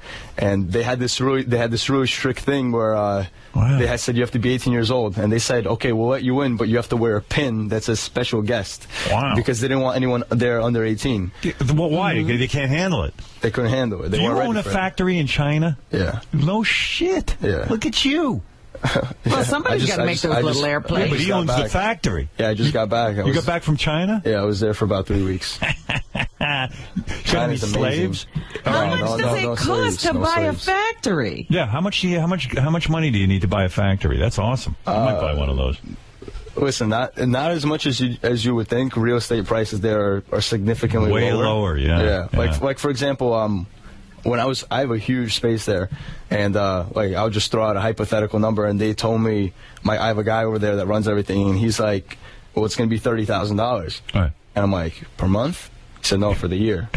For the year, for a 3-4 place. Wow. You know, so real estate is... That's awesome. Yeah. It's much cheaper to do business over there, right? Oh, yeah. I mean, America sucks for consumer goods. I used to be all about Let's make America. Made in America. Made in America. Right. But the stuff that I could do there in a week, here takes months, and here they give you a harder time, charge you 20 times more. America is good for creativity. Yes. And design services and anything service rated, but in terms of consumer goods, China is absolutely the way to go. Did you learn to speak Chinese? No, I learned like cheers, right? And what else you got going on beside these toy airplanes? You got any other products coming out? Sure, I've got this one item that we're releasing right now. It's called the Wallet Ninja. It's like this multi-tool, fits inside of your wallet. Go ahead. You want to see one? Yeah, let me see. What is that? So what you're up to. So I think I left it in the other. What's it called? Multi-Ninja? No, it's called the Wallet Ninja. I left it in the other room. It has 16 tools in one, and it's in the size of a credit card. Like a Swiss Army knife type deal? A Swiss Army knife. Yeah. Imagine, we can't use that name because that's actually a trademark name, but it's in the size of a credit card. It's a metal piece that goes inside your credit card, and it has like all of those features. And it's TSA approved, so you can take it with you. You can take it with you on the plane. Oh, there it is. Oh, there it is. Oh, look at that. Let me see. Maybe I'll get in this. I'll get you one of those. Oh, look at that thing. Where do you make these, in China? Yeah, those we actually make in our own place. That's made out of 4 times heat-treated steel. Like, try to bend that sucker. Yeah, and it's got a cell phone stand in there and all kinds of stuff, huh? Look Yeah. at you, 19, a little entrepreneur. Kind of dig that. Let me see what other businesses you had. Yeah, he doesn't need college. He could teach college. Yeah, right. Yeah, what do you need college for? Let me see, what else did you do when you were a kid? Let's see what, because I feel like an underachiever. Alex's best-selling product is the Super Looper, a toy plane that you toss, which boomerangs back to you. I've seen that. Alex was top of his class in high school. Yeah, I bet. Oh, you were accepted to Ivy League schools, but you said, hey, fuck you. Yeah. I don't need school. At age 11, Alex made his first 10 grand by selling a DVD online of himself teaching a levitation trick. That's a funny one. Teach me that. Is that hard to do, a levitation trick? It's not hard to do when you know how to... It was a total scam. It's not hard to do when you know how to jump off of a set of stairs and reverse the video. Oh, that was a trick? and it was... you know Lance Burton, the master magician out in Las Vegas. She knows. Yeah. And he called me when I was like... because I was getting like all sorts of calls of people going like, oh, we're going to sue the hell out of you. I was selling this DVD for $100 each. Right. Filmed this in my bedroom. Found some guy off of Craigslist. We hung up a bed sheet. Right. And we were selling this DVD for $100. Wow. $100 each. Sold 100 copies in a week. And basically, I was getting a bunch of, like, at 11 years old, it was a lot of pressure, man. Getting a lot of, like, threats and I'm going to kill you. Yeah, I bet. I'd be pissed if I got a video from little fucking Peckerhead telling me for $100 you can teach me how to levitate, and then you roll the video backwards. I mean, what are you doing sending $100 to an 11-year-old kid? Well, I'll tell you, that's some story. Well, Rob, maybe we'll go to one of these parties. Yeah, got to see what's going on. Maybe we'll start throwing them. Are your parents? But what is the point of the party? To have fun. Parties. Yeah, just to have fun and meet people. I get it, because these chicks, they go to the club. Oh, here we go. And then these they don't want to dudes, talk to the guys at they the don't club. want to talk to anyone like this. We're just chilling and hanging out, smoke some weed, and then all of a sudden, the next thing you know, we're banging. Right? It's like free love. It's the whole thing. I mean, we have some free love here also. You know, so some of that happens here also. It's more about just like this general concept, like. Were your parents pissed when you got arrested? Well, all right. So I'm a Russian Jew, right? So I have parents that grew up during the times of if they listen to you, right, in like I don't know the 80s, they would get thrown in jail. These are the times. So they're nervous about the police and everything. So in Russia, when they hear something like arrest or whatever, it's not like arrest here, where people here get arrested every day. It's like nothing. It's like oh, what'd you do today? Oh, I got arrested. I had a coffee. Whatever. So it's in Russia, you get arrested, they never hear from you. Never see you again. They ship you off to Siberia. Exactly. Yeah. So they were clearly and obviously very nervous and worried, especially the first day. I decided, I'm not going to sleep home tonight. I went somewhere else. They were pissed. Yeah, but they woke up in the morning, they open up the New York Post, they see a beautiful 2-page spread. Right. And they're like, wow, this is something. A son knows how to work police. Yeah. Do you support your parents financially? I help. You do? You help out? Absolutely. You're a good son that way. I'll tell you that, right? You got to give, not only do I support my parents, I help everyone that's ever helped me. So at some point, if you're supporting your parents, you should be able to bang your girlfriend at the house. At some point, right. we'll work out some sort of agreement. I don't know how happy my mom will be about that, but we'll work out. What's your girlfriend do? She model? She has modeled. No kidding. Is she older than you? Yeah, she's older. How old is she? 22. Look at you. You're 19. You're getting a 22-year-old. Oh, you're living. She's great. I bet she is. Yeah. Where's the pictures then? Never mind this fucking contraption you just made. Where's the pictures of your girlfriend? I want to see that. I'll text you. Tell me you have a big penis and I'll fucking freak out. Do you? Are you normal size or are you above average? I don't know. I would say like probably above average. No kidding. Shit, you got it all going on, dude. I'm trying. You're over 6 inches? Yeah. Wow. Everybody's over 6 inches. Are you 9 inches? About? You don't tell me you haven't measured. Any kid is inventing little looper planes. Every kid's measured, you know. It's just like. What'd you measure at? It's just a penis. I don't know. Were you 9 inches? Because I'll kill myself. Just go ahead. I don't want you to kill yourself, Howard. How tall are you? 6'2". 6'2", and you got 9 inches? I'm 6'5", and I got 1 inch. Okay? Shit, all you kids. I'm sick of it. Good Lord. This kid flaccid is bigger than me hard. Well, all right, here it is. How am I going to be the good kid of America now talking to you? I don't know what you're up to. I can't figure out why you're throwing free parties, but hey, that's cool. Whatever you want to do. Why am I throwing free parties? Because it's like I'm sure you do like some charity stuff. Like this is it's my a hobby. This is it. Like I could I think of it this way, right? You go into a nightclub, you could spend $2,000 on a little table, you get a few bottles or something, you're with 5 of your friends, right? That's right. I spend the same $2,000, 1,000 people show up, I'm paying $2 a person to make them happy. And you're a hero. Exactly. And I'm paying imagine you could save the world, $2 a person. That's all it's going to cost you to make people happy, $2 a person. Very nice. Isn't it all about the mailing list? Come on. I think it's all about the chicks. I think it's all about the mailing list. This guy's an entrepreneur. Right. Hey, why'd you think I went to prison? You told Gary I went to prison. We were sitting in a cell, right? Yeah. And the cop he's like, that's a famous cell in the 84th precinct. Right. And I said, why is that? He's like, well, about 9 years ago, go ahead. Mike Tyson knocked the guy in the head with his ring, left a mark right here. He was sitting here with us. Yeah. And he said a few years later, Howard Stern was sitting in that same cell. Wow. What? That's such a weird story. I've never been to jail. Oh, you haven't? You've never been arrested? Never. No. Never. No. No, that's not my thing. This is like, the cop was telling you. So as soon as I heard that, and then later I'm like, this guy Howard is going to be interviewing me. You know what's kind of weird about that? Like everywhere I go, people have stories about me that just aren't true. Because, and they say it like it's the truth. Like I mean, when you reach a certain level, people think like they're your best friend. Like they know everything about you. They want to know. They know more about your life than you do. I know. I met 50 guys who all went to college with me. Supposedly, I never even met these guys.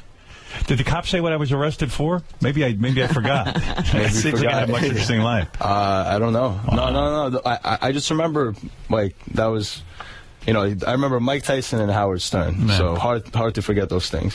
I think believe Mike Tyson. Yeah, don't right. Believe Howard Stern. I think Steve Brandano worships this guy, Alex. He's like a big fan. I'm sure he does. One of my guys who works for me. He's like way into it. I saw you have John Legend here. That's the guy to worship. I'm just like on the come up. I'm trying to do something. Yeah. I'm trying to grab onto something like. Right, you're trying to figure it all out. Yeah. Being thrown in a million different directions. Why don't we have a party at the Statue of Liberty? But you're having fun while you're doing it, right? Why don't we throw a party at the Statue of Liberty? Let's get working on that, okay? That's actually. Is that one of your ideas? That's run through my head, yeah. Oh, shit, I better hurry up and do that. But you want to know something that, like I'm really being watched right now for what I'm doing next. Right. I was making, like, an appearance at a party that this other promoter was throwing. I don't consider myself a promoter, by the way, but this other promoter was throwing. And the cops called him, and he said, listen, if this guy Alexander has anything to do with this, cancel it right now. Well, they rightly so. They're probably nervous about you because, these kinds of things, there's a reason they have laws, and they don't want people just having parties randomly all over the place. Before you know it, there's chaos. Government are like the fun stoppers. Yeah, that's what they're supposed to do. That's exactly right. Because, like, your fun might mean a traffic jam for me who's trying to get to work. Yeah. So I get that. If you were on the Manhattan Bridge, if you were walking, if you were if I was driving my car, I would have been pissed. We weren't affecting the cars driving. No. People didn't slow down to see the party?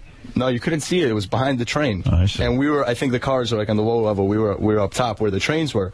But whenever the trains would come by, you could watch a video on YouTube of everyone just at the trains, just like looking in like this. But the bikes that were coming by, we had this thing whenever a biker would come by, obviously they can't bike through, they would have to lift up their bike. We would make it like their best day ever. We would high-five them, and everybody would cheer, and everyone would be like, biker! See, I don't like any of that hippie shit. That's not for me. I'm not into fun, I'll be honest with you. It sounds like the New York Marathon, Yeah. Glad-handing everybody. I don't like nonsense. But anyway, so listen, Alex, thanks for stopping by. Wish you luck, and for more information on Alex Xander, go to facebook.com/The Xander Experience. Yeah, with an X. And we'll keep tabs on you. We'll find out what you're up to next. Amazing. And if you've got a big penis, then you've got it all. That's what I have to tell the young people. I tell all the young people that. All right, we'll be back right after these words. Alex Xander. The Howard Stern Show. We interrupt the Howard Stern Show to bring you this exciting news. A guy is about to make it to the Donkey Kong kill screen. Anybody wants to see, there's a Donkey Kong kill screen coming up. There's a Donkey Kong kill screen coming up if anybody wants to watch. There's a potential Donkey Kong kill screen if you want to watch. This is, he's going to have to play it perfectly. He's at the hardest part of Donkey Kong, and, it's not going to get any easier. So we may have an exciting moment here, or the pressure may get to him. One of those random elements might happen. If you're interested, there might be a Donkey Kong kill screen in a couple minutes.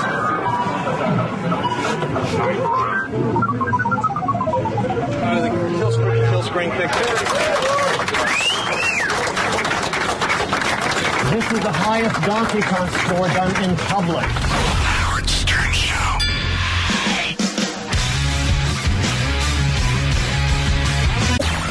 From the Seattle Sounds podcast, here's Megadeth frontman Dave Mustaine. Do you support gay marriage? I'm very conservative, so take it for what it's worth. Where do you stand on? At Washington State, just this week, the governor signed gay marriage into law. Do you support gay marriage, or is that something you oppose? Well, since I'm not gay, the answer to that would be no. Okay, what about for people who are gay? Since I'm not gay, the answer to that would be no. Would you support legislation to make marriage between a man and another man legal? I'm Christian, and the answer to that would be no. The Howard Stern Show. No. All right.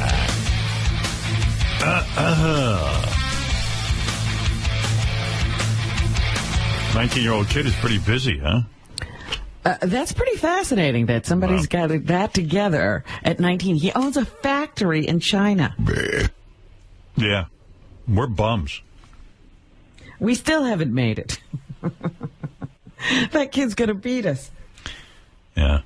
I don't know why kids are so into parties. I was never a typical kid. I hate parties. I'm not a party person. I don't understand it. Surprisingly, J.D. didn't hate that kid. I thought he would. I thought He didn't? I thought J.D. would be like, it's all that pussy, and I don't even like him. You know what I mean? I really thought he was going to be upset, but he wasn't. No, he usually hates people who don't do anything and are getting it. I was not. I was whatever with him. I didn't really like him whenever he said he basically scammed people out of money with that levitation video. Yeah. But it's whatever. Good for him. God bless him. Oh, look at you. But isn't that funny? A little 11-year-old saying, "I can teach you to levitate." That's so cute.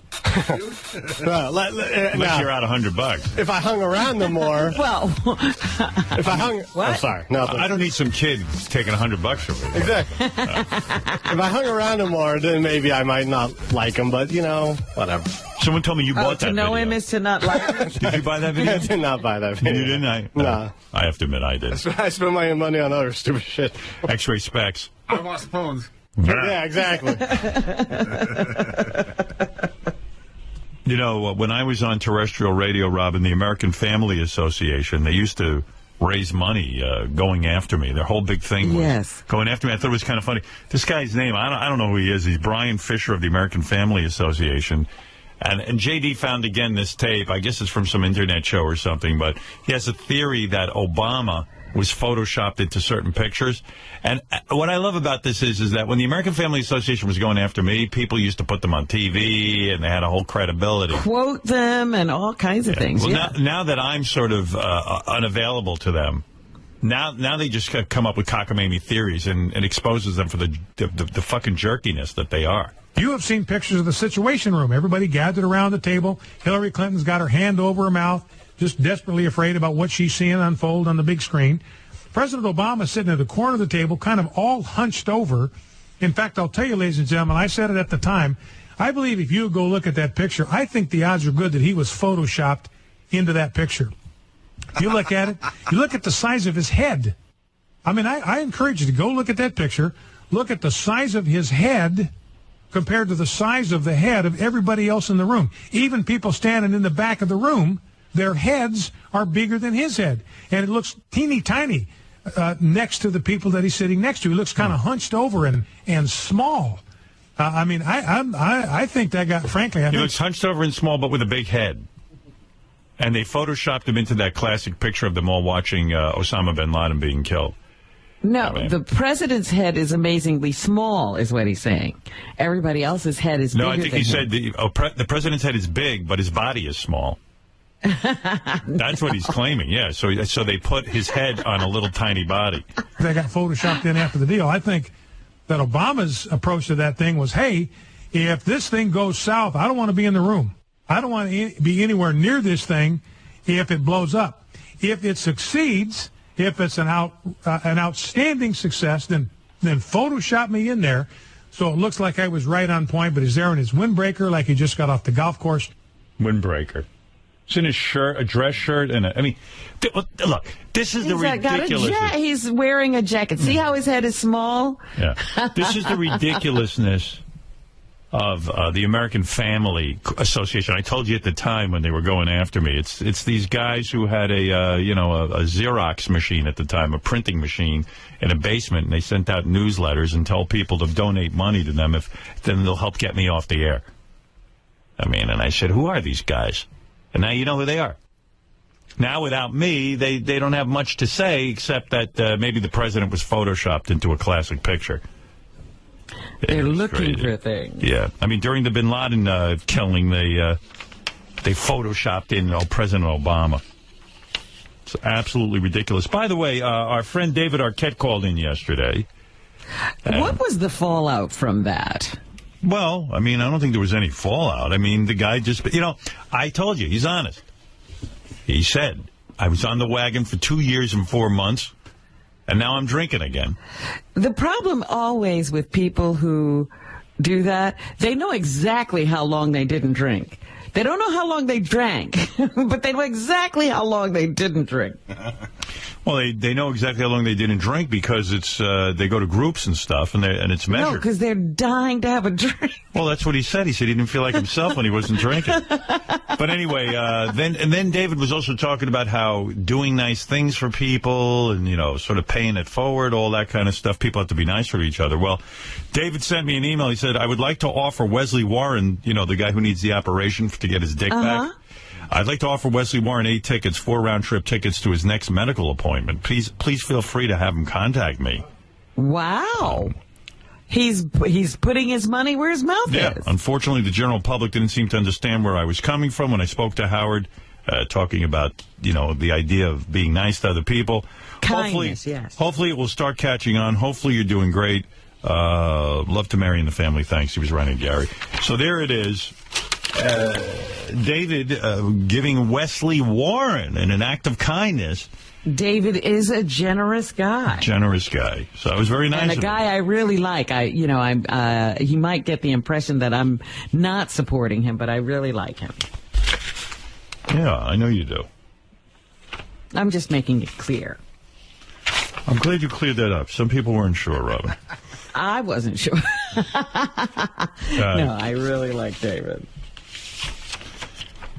I wish him well. Tan Mom is back in show business. She quit for 3 days, but she is back. We got the official notification. Also, when Tan Mom was here, we gave her a gift bag.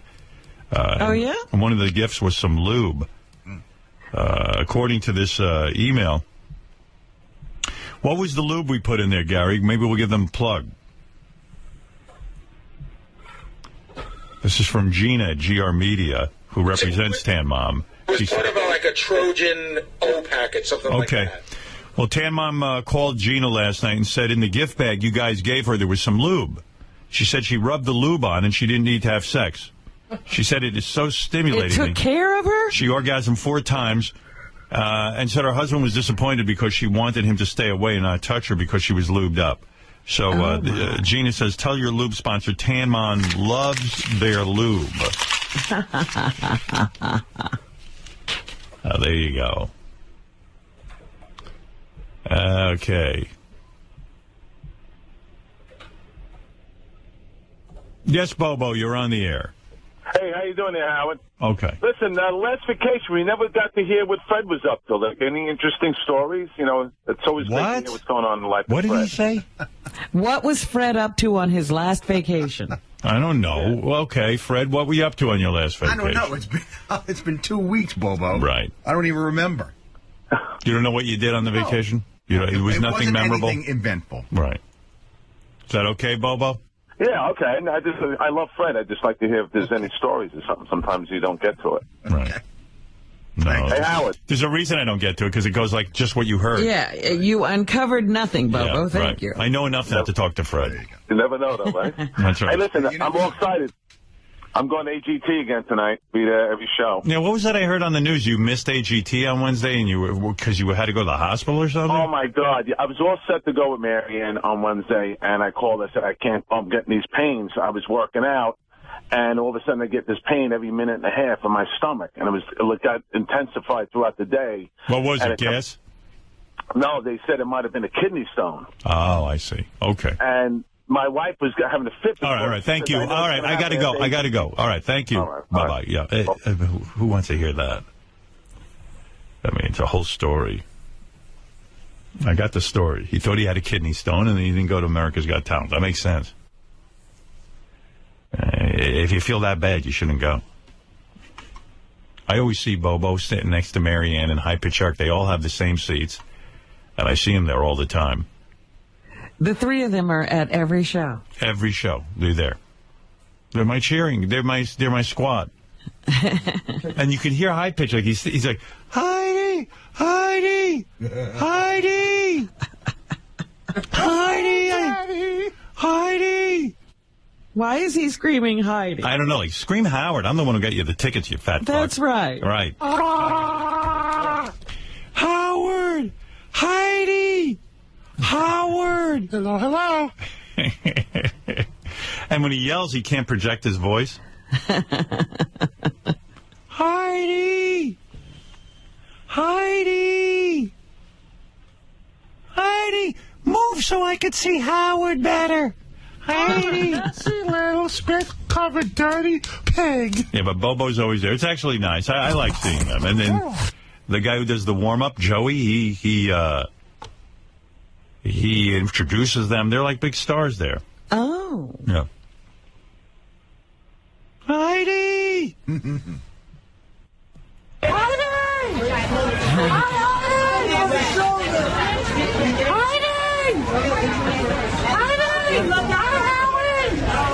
She has no idea who he is. And, doesn't pay any attention to him screaming Heidi.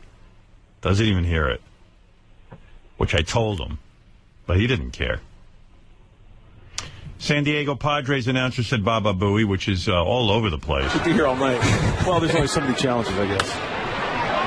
And back up the box goes Satin. So a 1-out single for the Mets.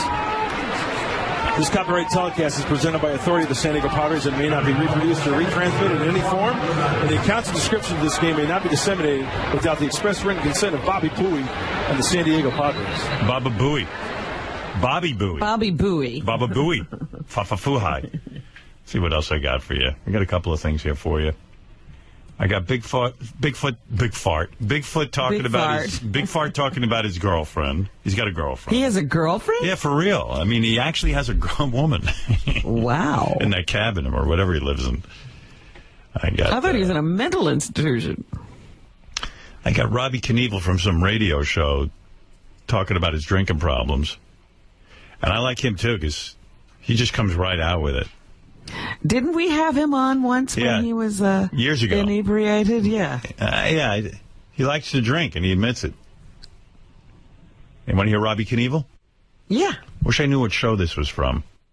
Apparently, your motorhome hit 2 other motorhomes, Robbie, and they say you had about a .22 blood alcohol level.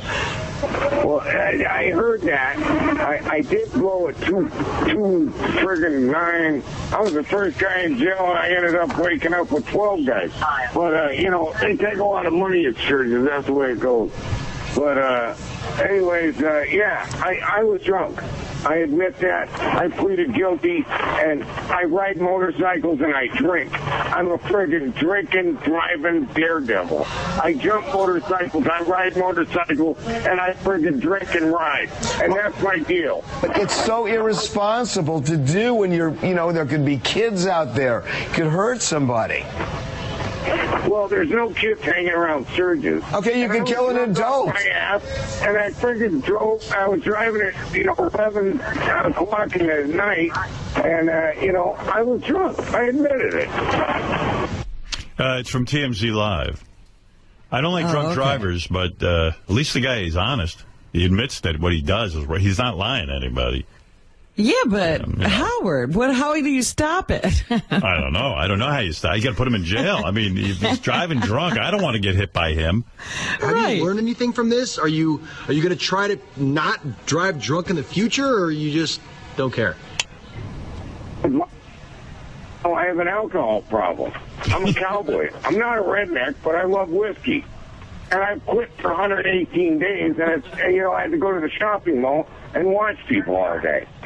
But I still like my whiskey. But don't you think... What is your point? Well, okay. What am I learning? Are you learning anything? Well, yeah, I tell you what I've learned. I've learned that, and I'm not trying to get on my soapbox here, but, dude, people get hurt because of drunk drivers like you, Robbie. I mean, it's kind of a serious deal. Hey, I don't know. God's got our path lined out for us, and I shouldn't be drinking and driving because I could kill somebody. And you know what? It'd be better if I killed myself. I don't know what the deal is and the way our life goes, but it's a long life and it's a short life, and it's like God's got our plan for us. So, none of us are special, and He's got a plan for you and me, and I don't know what the deal is. So, I'm just living my life. Robbie Knievel. Evil's dead, right? Evil Knievel. Yeah. I think so. Yeah, Robbie's the only one left. So there you go, Robbie Knievel. But did you notice he knew how many days he had been sober? Oh, absolutely. 118. He got it down to the second. I don't know. There's so many other things. Bigfoot talking about his girlfriend and a whole bunch of songs about you. And let's see. You want to hear some of those? My songs? Yeah. Haven't we heard enough? No, there's more. Hey, by the way, somebody slowed down the song Jolene by Dolly Parton to make it sound like a guy is singing. Oh, really? And it's pretty good, you know? It sounds like a guy who could...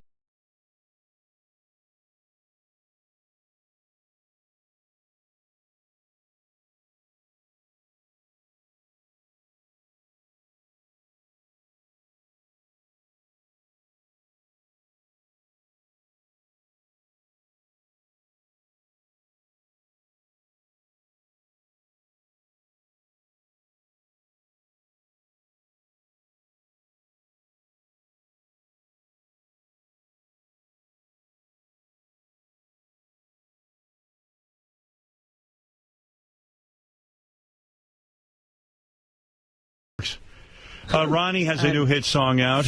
Here's Ronnie, the limo driver. I'm the only Jew on the goddamn block. Jew bastard. Jew bastard. I drive an 07 Denali. What do you know about cars? The Camara's a piece of shit. Yeah, right. It's a new rap song. Hot Rod Magazine, pal. All right. The guineas on my block. They fucking hated you, fuckface. Fuck you. And go fuck yourself. What do you think? It's as good as Jay-Z, if you ask me. Same shit. I like it. Let me see. Robin song. Let's see. Okay, here we go. Here's this is called Golden Rear.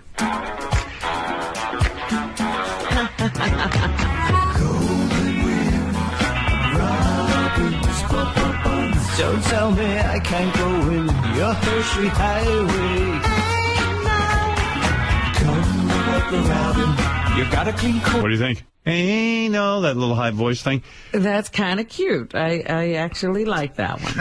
The other day we played you tape of bronies making noise like little My Little Ponies, and here is a guy put this together, Robin having sex with a brony. Fuck me, baby. Bend me over my desk right now. Yeah. All right, and here is Robin gangbanging bronies.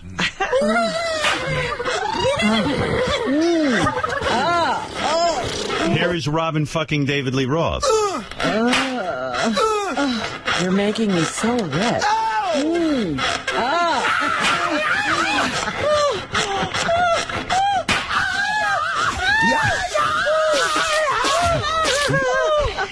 There you go, Robin. Good for you. That's too much. Isn't that great? Everyone making tapes. Yeah. That was you squirting at the end, by the way. I don't know if you heard that. Is that right? You were laughing so hard. Missed that part. You drowned it out. Here's another song about Robin, I believe. Unchained Sodomy.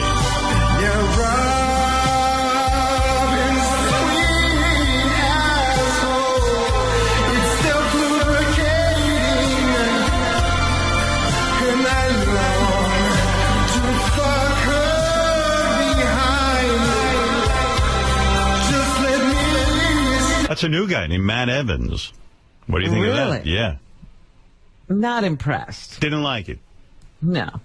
Let me see if I can impress you with something else. Maybe that's it for you. Maybe that's it. Good. Right.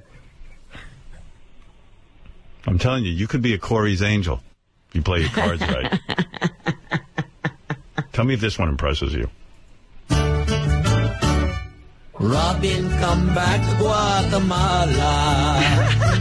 Let me taste your brown cassavas. They're 34 G's, Robin. I'm on my knees. Wish I could bite on your right cha-chas. Impressed or no? Yes or no? Just give me yes or no impressed. Yes. All right, that was Tony Daniels. Impressed, yes or no? Penis inside Robin's bum. G-cups, I want to suck on both of them. Big and brown. Big and brown. Those giant mounds. So big and brown. Robin, please let me suck both of your titties. I want you to let me suck on both your double G. What do you think? Yes or no? Impressed? That's good. That's all good. right, yes. that's psych. Impressed? Yes or no? Tonight.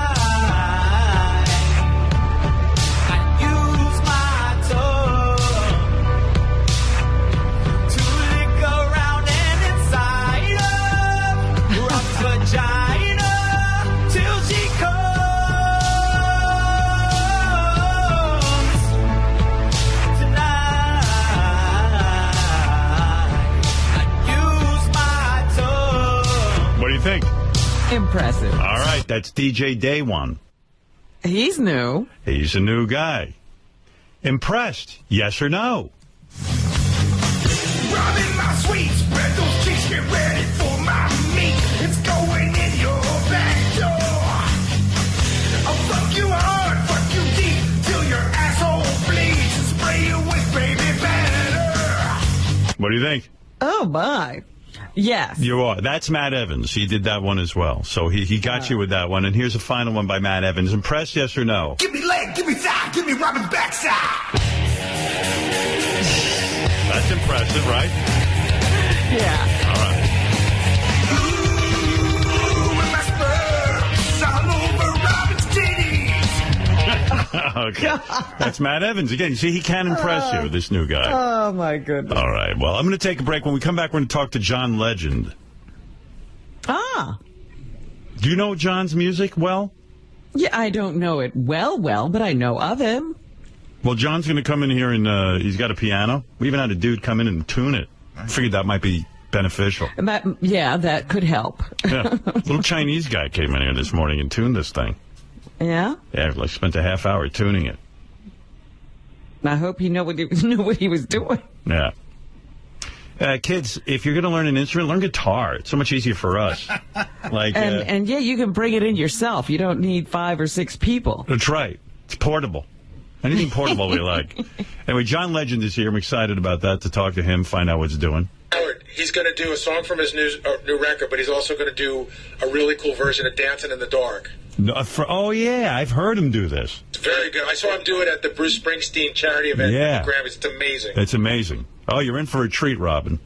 All right. Get out that lube that Tan Mom uses.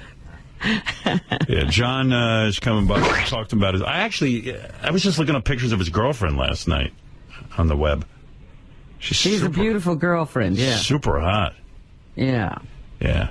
I think she's a fiancé, as I recall. She put the pressure on him. Like, you don't want to lose something like that. And she's like so comfortable with her body, she's constantly naked. According to the pictures I saw. Oh, my goodness. Yeah, that's a keeper. Anyway, John's here, and we'll talk to him in just a minute. First, these words. Hello? Hi. Hey. How are you? Fine, how are you? I'm wearing a negligee. Huh? I've stoked through my Depends. What? Yeah. Who are you? I'm Blue Iris. Am I making you hot? What? I love a black cock. You go to hell, you son of a bitch. Hello? I'm massaging my breasts. What? Why don't you fuck me? I fucked you with a shotgun. Oh, this is making me so hot. The bluebirds are building your ass before you get back to Earth.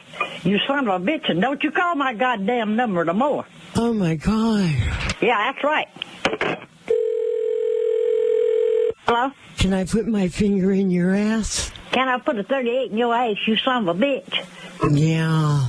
You need this goddamn rifle unloaded in you, so you wouldn't call nobody and talk like that, you nasty mouth son of a bitch. Are you stroking your cock? No, I want to stroke yours. I want to take you down the creek and chop your goddamn head off of my machete and throw you in the creek, you son of a bitch, and throw your ass head at your damn dying ass, you nasty mouth, old, ugly, ignorant thing. I'd suck on your tits. I'd empty this goddamn 22 in you. You'd be a pretty-looking son of a bitch. Look like a pincushion. Oh, God. Are you crazy son of a bitch? Nasty mouth bastard. You're listening to Howard Stern Show.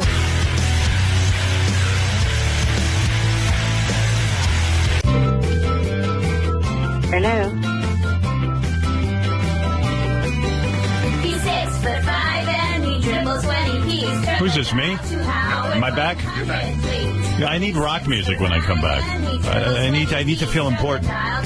You play like Kashmir or something like that, and I feel important. All right, thank you. John Legend is here. John Legend is, he just sat down at the piano and just started playing at 4 years old. Yeah. How do you do that? Are you what's considered a child prodigy? I mean, I guess I was. I don't think you get to hold that title once you're 34, though. Yeah, but you give it up once you're not a child anymore. What's that mean at 4 years old? You sat down and were you able to... No, I wasn't magically able. I took lessons, and I learned pretty quickly.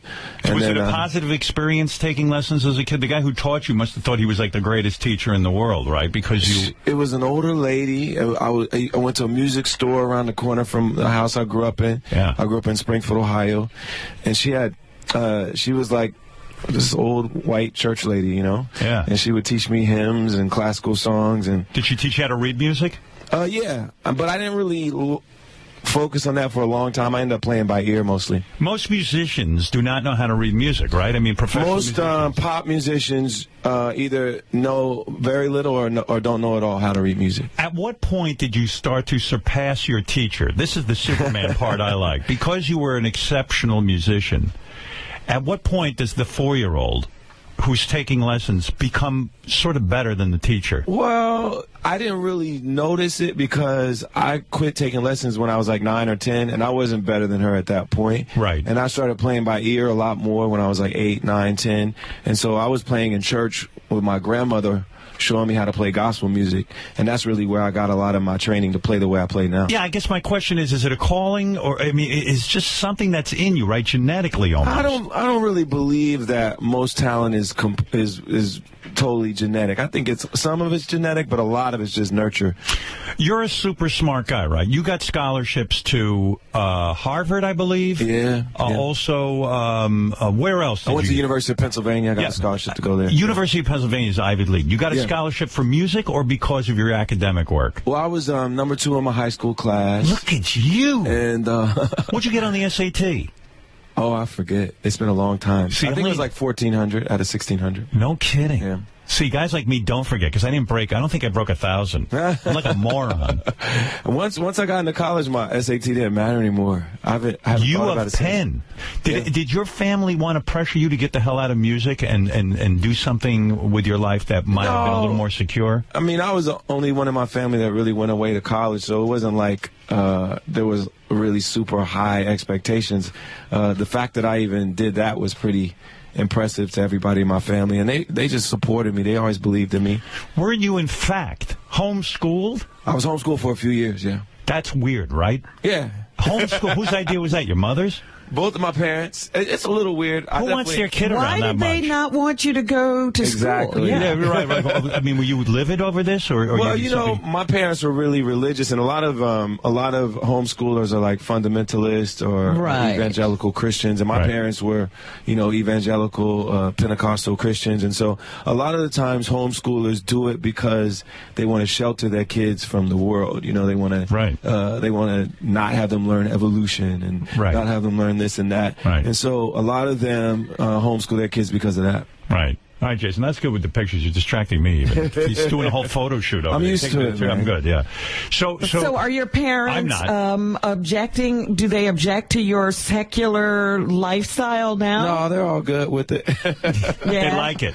They've gotten more lenient as they've gotten older and more relaxed as they've gotten older. And, our family went through a lot. They got divorced. A lot of things happened. Once they get divorced, they can understand a lot of things. They stop being as prudish. Were your parents musicians? My dad, neither of them were professional, but my dad played the drums and sang the church choir. My mother was a choir director at church, so I was just around a lot of musicians all the time. You've said that you wish, in a way, that your childhood had been rougher, like you had gotten bullied or beaten up or something, because you would be that much more of an interesting songwriter. Well, right? I said, I think, they were asking me why I was so even keel. I was like, man, I guess I should have a little more angst. I'd be an even better songwriter. You never got in fights? Not really, nah. Yeah, I definitely had difficulty in my childhood, definitely with my parents' divorce and some other stuff that went down in our family, but, you need more adversity. That's your problem. You got too much pussy. They earned livings? They should have not earned livings. Hey, John, how old were you? It seems to me you were getting laid too, probably. I should have gotten shot at. That's really what exactly. Right. Yeah. I should have had a 50 Cent line. And being a good-looking dude and super smart, you probably got a ton of women early on, and also being not a musician. Early, no. Because being a musician. No, let me tell you why I didn't early, because I started high school when I was 12.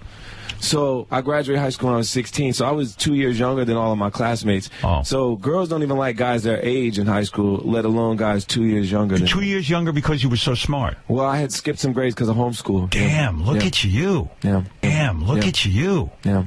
Do you read books and everything? This sounds like I'm in a interview for college or something. Yeah, really, you're doing well. Let's not talk about how smart I am. Yeah, we might accept you. Do you read a lot? People are not going to like me. Do you actually read books and stuff, or do you done with that? What's that? Do you actually read books and things? I read books. I don't read a lot of novels. I used to read a lot of novels. I was an English major in college, but now I read more nonfiction. Can I tell you how envious I am of that? I to have a superior intelligence. No, I'm being serious. Howard. How are you envious? No, I don't, because you're a lot richer than me. Let's forget that for a second. Say that part. Well, growing up, I remember I had friends who had a high IQ like you. And have you ever been tested IQ wise? I haven't. No. Well, I imagine it's very high, and they see things that a simple algebra problem, I would look at and stare at and go, I just don't have a clue. And like my friend who's a doctor now, we were roommates in college, he would say to me, how could you not see this? I'd ask him for help, and but it's so obvious. And that's what I miss. I want it to be obvious to me. Yeah.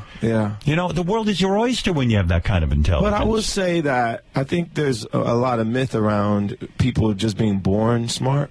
Right. I think you still have to have a lot of nurture around you to develop that. I think we overemphasize how naturally people know things, and a lot of it comes from good teaching, good parenting, hard work, good environment, and hard work. Yeah, you're right, because they do studies on people who are born genius types, and a lot of them can't even leave the house. They're so screwed up. Yeah, and then most people, you can change your intelligence, you know. You can improve it by work and by the right environment. But your dad never constantly called you a moron. My father did. He had a right to. I mean, I'm pretty sure I was a moron. No, my parents were more on the positive reinforcement side. Yeah, I don't get that at all. I don't see how that benefits anybody.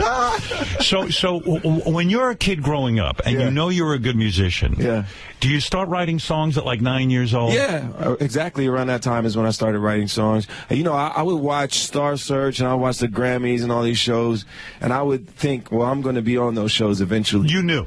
I believed, but I didn't know. And you felt strongly that you had the ability. Why? I felt I had the potential, yeah. And I didn't really know what it took to get here, though. How did you know not to join a group? In other words, John Legend is on his own. He does his own thing.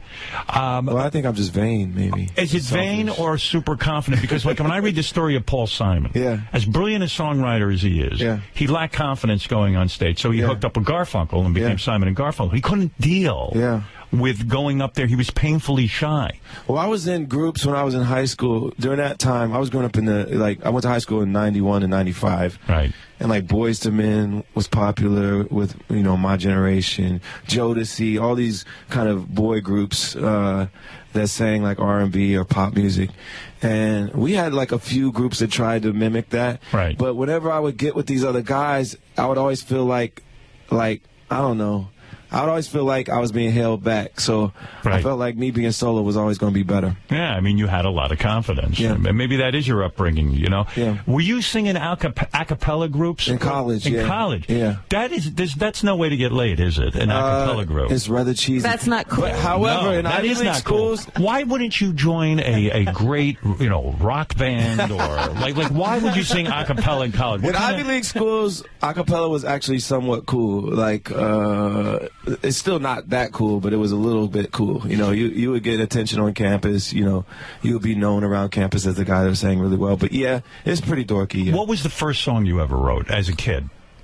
Ooh, I don't remember. I've had that question before, and I don't know the answer. I should just make up an answer. You don't even recall what the song is? No, I know I wrote some stuff like for my choir to sing at church. Right. I wrote songs for girls that I liked, that I wanted to hit on. I would, you know. What was the song you wrote about a girl? What's the first song you ever wrote about a girl? I remember the song called "I Want to Make You Mine." And who is the girl? Why do you laugh? Because it was childish? Yeah, it was so childish. How old were you when you wrote that? I was probably like 10 or 11. I don't know. 10 or 11, and you had a crush on someone. It was like, I've been looking all the night at you, and I want to spend the night at you. I want to make you mine. And my songwriting hasn't really improved much since then. Well, what's wrong with that? I think that sounds pretty good. Yeah, sounds like a good song. It was kind of Stevie Wonder-ish kind of thing, right? I loved Stevie Wonder as a kid, so he was definitely a big influence. Are those your influences? I mean, did your parents play a lot of music around the house? Well, they played a lot of gospel. Again, you know, we weren't really into like a lot of secular music as a family because. Do you like gospel music? I do love gospel music, absolutely. But you didn't become a recording artist to sing gospel music. No, I mean, I love having more freedom to say whatever I want. How many Grammys have you won? I've won 9 Grammys now. 9 Grammys. Is that a rush for you, or do you see that as something unimportant? A lot of artists, no, it's awesome. It feels great. You like it, yeah. And when you know you're gonna, you know you're gonna win a Grammy, or you think you might. Do you write a speech ahead of time? I never wrote a speech. I kind of wished I did the first year because that was actually, I've won 9 Grammys. I've only won 2 on TV, and they were both the first year. Why is that? Well, they have so many Grammys, they just don't show a lot of them on TV. Right. And so I won Best New Artist in my first year out, and I won Best R&B male vocal performance for ordinary people.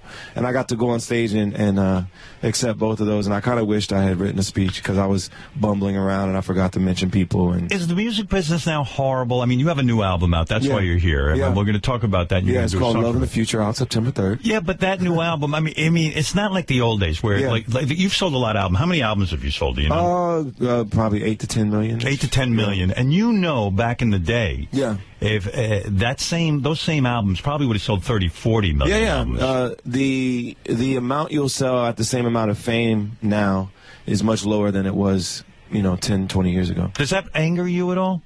Well, it's disappointing. It's disappointing because people... I mean, I would be richer. I would make more money off of what I do if it was 10 to 20 years ago, yes. Yeah, because you read about the other artists. Yeah.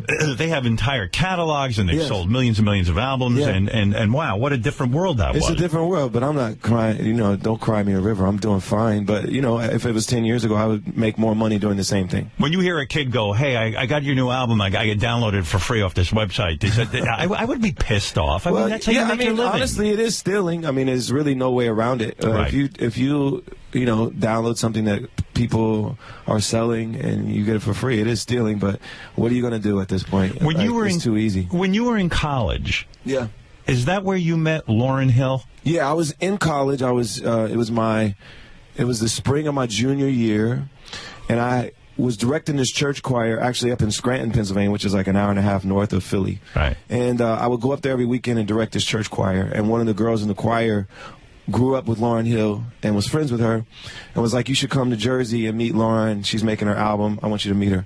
So I went to... this is when she was making the Miseducation of Lauryn Hill. Miseducation of Lauryn Hill. She'd already done the big album with the Fugees, the score. And everyone was like, oh, Lauryn Hill's going to do a solo album. I want to hear what this sounds like. And she was making the Miseducation. Were you a fan of hers from the Fugees? Yes, I was. They had come and played a big concert at my school like a couple years before that. I think she's amazing. Yeah, she's awesome. Yeah. And so I went to the studio. It was over here in South Orange or East Orange, one of the oranges. Right. And, I went to the studio. She was in the house. Is that intimidating for you when someone says I was intimidated. I was just sat in the corner and was just kind of quiet and didn't want to get in anybody's way. There was a lot of people there. Rohan Marley was there. All these other producers were there. Wow. And so... What a scene for a college kid. Yeah, it was crazy. Yeah. I'm like 19 years old sitting in this room with all these people and I don't know who they are. Right. And I know Lauryn Hill's there. And, I'm just watching. Not saying anything, trying to stay out of the way. Sexually attracted to her?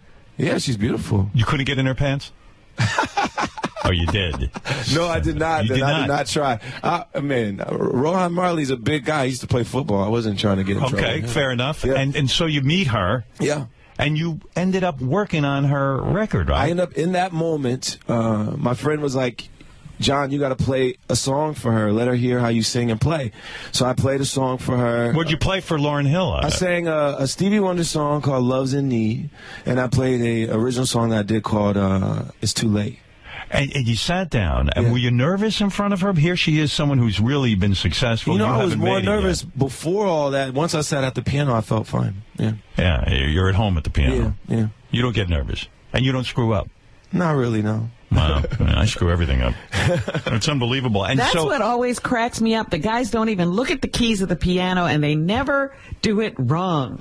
The thing is, I could slightly fumble on the piano, and people really wouldn't notice. I could cover it up. Really? Yeah. So was that your first really big payday, the Lauryn Hill experience? No, man, I got $500 for that. So you don't get a piece of the action on the record? No, because I didn't write anything. I just played on it. So it's just a session fee. Okay. So, and I didn't even know it was going to make the session. I didn't know the song was going to make the album. I didn't know my piano was going to make the song. She took that song that you played for her, and is that the one she put on the record? Oh, no. She was already working on a song. Right. And she had written it with the people in the room, and she just asked me to play piano on it. And so the first song I ever played on a major album was Everything Is Everything. Oh, on the Miseducation of Lauryn Hill. That's a great song, yeah, right? It's a great song. Oh, yeah. Wow. And I told her, my real name is John Stevens, by the way. So, I at the time didn't have a stage name or whatever. And I didn't know if my song was going to make the album. I get a call like months later from Sony asking for the correct spelling of my name. And that's when I actually knew it was going to be on the album.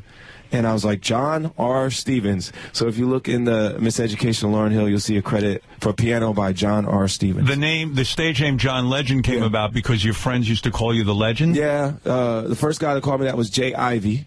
He's a poet from Chicago. He's actually the voice of the NBC Sunday Night Football intro. Oh, wow. If you listen to that. Yeah. Random trivia.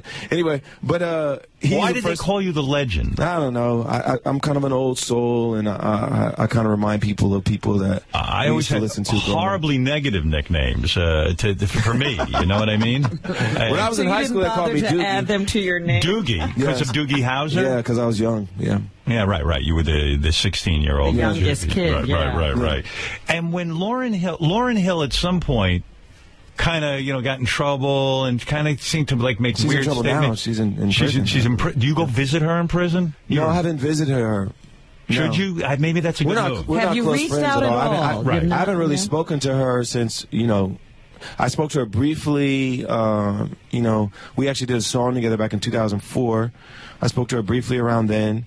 And I haven't really spoken much to her since then. Should you and I go visit her together in some sort of weird publicity move? No, we should not. No, we should not? No. I would love to speak to her in private, though, and I would love to, work with her if she ever wanted to work on music again. Did she ever say to you... Well, you say you only spoke to her briefly in 2004. You do a song together, and you don't really have to be in the same room? No, never. Nah, come these on. Days. It's showbiz. Wow. These days, so much happens kind of remotely. People are on tour, and you send them digitally the track, and then they record their part, and they send it back to you. Did she ever advise you not to pay your taxes and say, hey, listen, do not pay the man? She's not giving you advice, is she? No, I pay my taxes. I have a very good accountant, and I pay my taxes. And I'm very, you're so square. I'm very square. Yeah, you really are. When it comes to that. Wasn't there some sort of... Somehow I like being square and not getting ass raped. Not going to jail. In prison. Was she a weirdo to work with when you worked with her? Because she seems like she's so out. You want to take her. When I worked with her, it was before all of this stuff happened, so it was...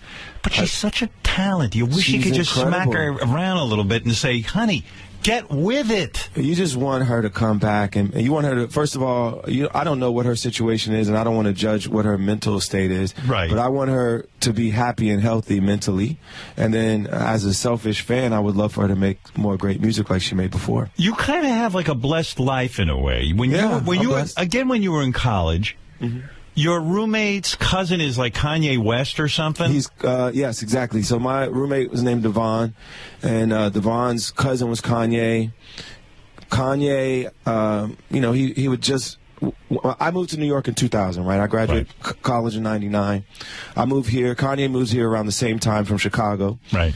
And his cousin, Devon, is like, you got to meet my cousin Kanye. He's working with Jay-Z. He's working with Beanie Siegel. He's producing some great stuff. And you guys should work together. So we started working together. Right, and so you recorded with Kanye. Yeah, and I signed to his production company. We still work together now. Yeah. He co-produced this album that I just made. Oh, no kidding. Yeah, we've been working together since 2001, which is a long time. Did you send a baby gift to Kanye? I didn't send a gift. I just sent my, my best greetings and best wishes. Well, what's up with that? No gift? I don't know what to get. Do they need a gift? It's impossible to get them gifts, man. So when what can you get Kanye and Kim? So are you a fan of rock and roll music or some? Yeah, absolutely. Why did you choose Dancing in the Dark? I've seen you play it elsewhere. It's kind of an interesting story because it had everything to do with Jimmy Fallon.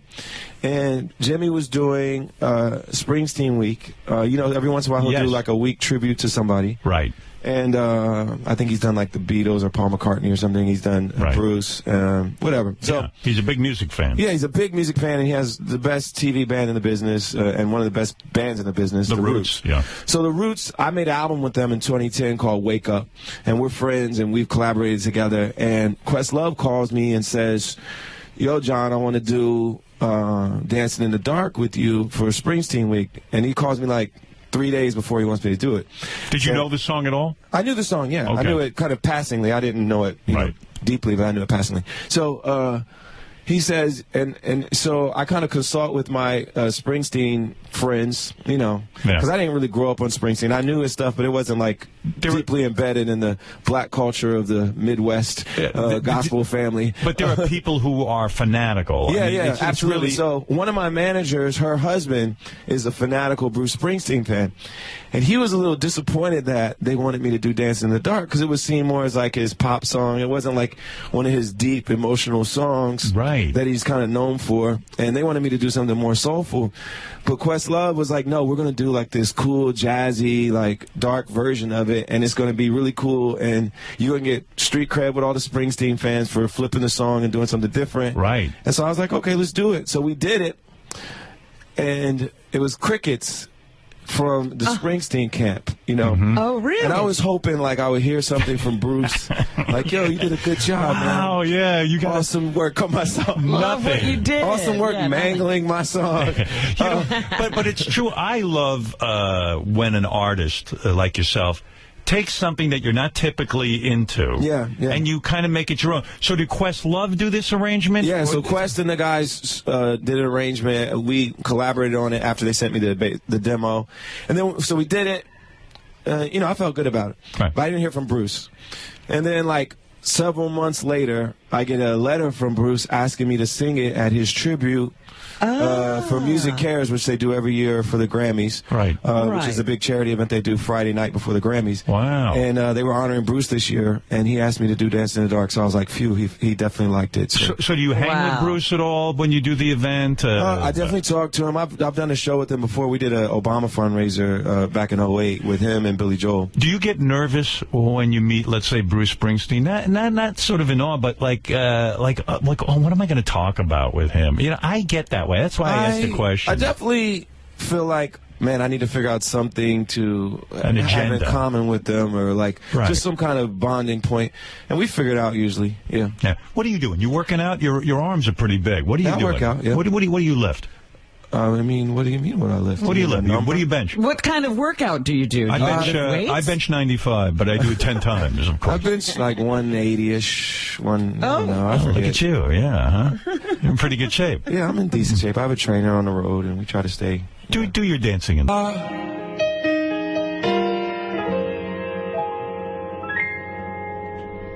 Beautiful. Beautiful. Wow. You didn't put that on your new album, did you? No, I didn't. But I play it live a lot. And boy, that is just a beautiful, the piano arrangement and everything. Do people give you enough credit for being a great piano player? Well, I mean, enough credit, but I don't think I'm a great piano player. You're not? I think I'm a good piano player, yeah. You're not a great piano player. I mean, I have guys in my band that play piano better than me. I meet piano players that play a lot better than me all the time. But what your strength is, these arrangements and things that you do. I think I have a good sense of phrasing and a good sense of, like, just stylistically, I think I understand how to play in a way that complements my voice and everything. When someone asks you to sing... Like you accompany yourself well. Yeah, and I think I play well to write, you know. But I think they're a lot better, like, actual pianist than me. But I get a lot of emotion off of those riffs you do with the piano, and I like that. And you know, geez, the thoughts that were going through my head, I had a couple of thoughts while you were playing. First thought was to go, Jesus Christ, this guy's got some life.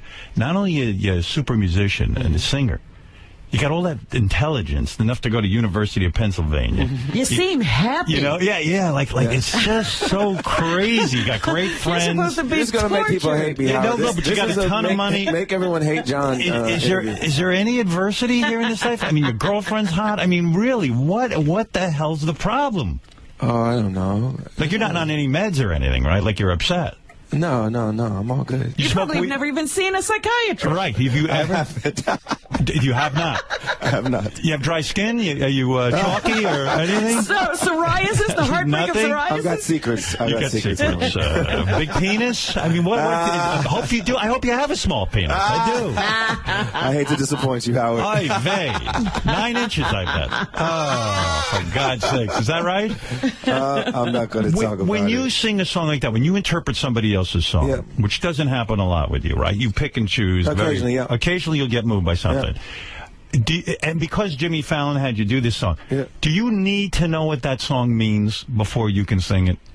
Well, I think if you listen to the lyrics enough, the thing is, songs don't have to mean one thing. Like, does that mean something to you, Dancing in the Dark? Because I have no fucking idea what it means. I just get moved by the experience. Well, it seems like to me, it's about a guy who's like a little bit tortured and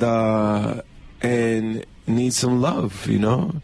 He needs some company, he needs some love, and he's like a tortured guy. And because he can't get women? He needs inspiration. He needs inspiration. He's talking about sitting around writing his book, and he needs a love reaction. I feel like he needs inspiration, yeah, like Robin said. Right, so you put yourself in a sad state when you sing that? Like, No. are you the desperate guy looking for love? But I feel like it's fun to sing about desperation and angst and passion. But you need to relate to that angst, right? Or else the song has no meaning. Everybody's been lonely at night and wanted to get laid, you know? Yeah, sure.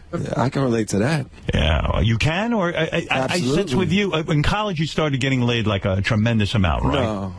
No? Not until after I graduated. Really? Yeah. When you really got into music? Yeah, and I also, like I said, I was always younger, so... Even when you're in college, like, if you come to college and you're 16, you're the outcast. You're not the stud, you know. Right. People liked me because I could sing, but it wasn't like I was the stud, you know. This fiance of yours is delightful. Yes, I she's went on wonderful. Chrissy Teigen. Yes, Chrissy Teigen. Yeah. How many years you going out with her? It's 7 years almost, yeah. She put the pressure on you. She said to No. you this year, she said, listen, No. Mr. John Legend. That was actually misreported. When that news story came out, we already knew exactly when we were getting married. You did? There was no, like... She never said to you, John, if we're not getting married this year, I gotta move on and find somebody. It just did not happen. Now, we saw the story when it was reported, but we laughed because if anybody follows her on Twitter, you know she's hilarious, first of all. And she says a lot of things with sarcasm.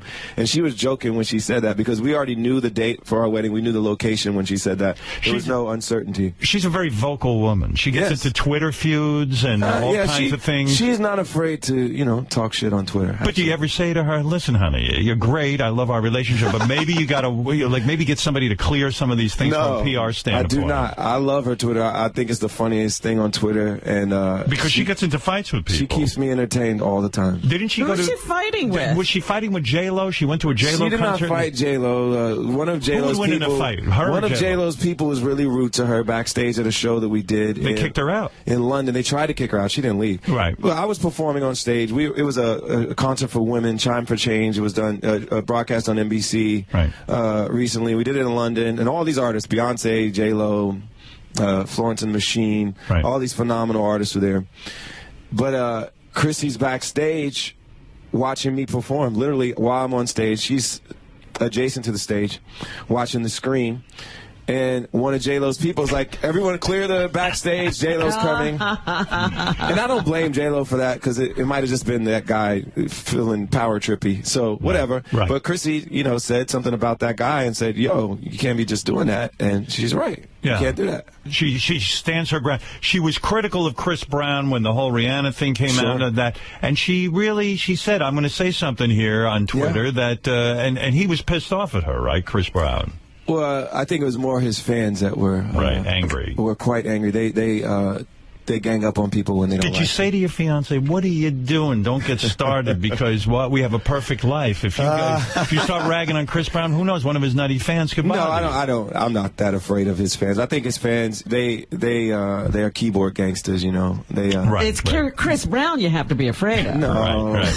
I'm not afraid of him. I think. Has she ever? We have nothing to worry about. Do you know Chris Brown at all? Yeah, I know Chris. I've met him a few times. Has he ever said to you, "Could you tell your girlfriend to knock the shit out with criticizing me?" No, he hasn't. We haven't really talked since that happened, though, so who knows what he would say if we talked. I have nothing against him. You know, he obviously did something that was pretty terrible to Rihanna. Yeah, and I admire your girlfriend for speaking. Yeah, and I don't feel anybody's off base for calling that behavior out as terrible. Are you afraid to get married? Because here you are, this good-looking dude. You're making a ton of dough. Who makes more money, you or your girlfriend? She's a pretty good earner, right? She's a very successful model. She's successful. I'm probably a little more, but it doesn't really matter. And you've set a date for this wedding? Yes, we've set a date. It's soon. And there's got to be a prenup, yes?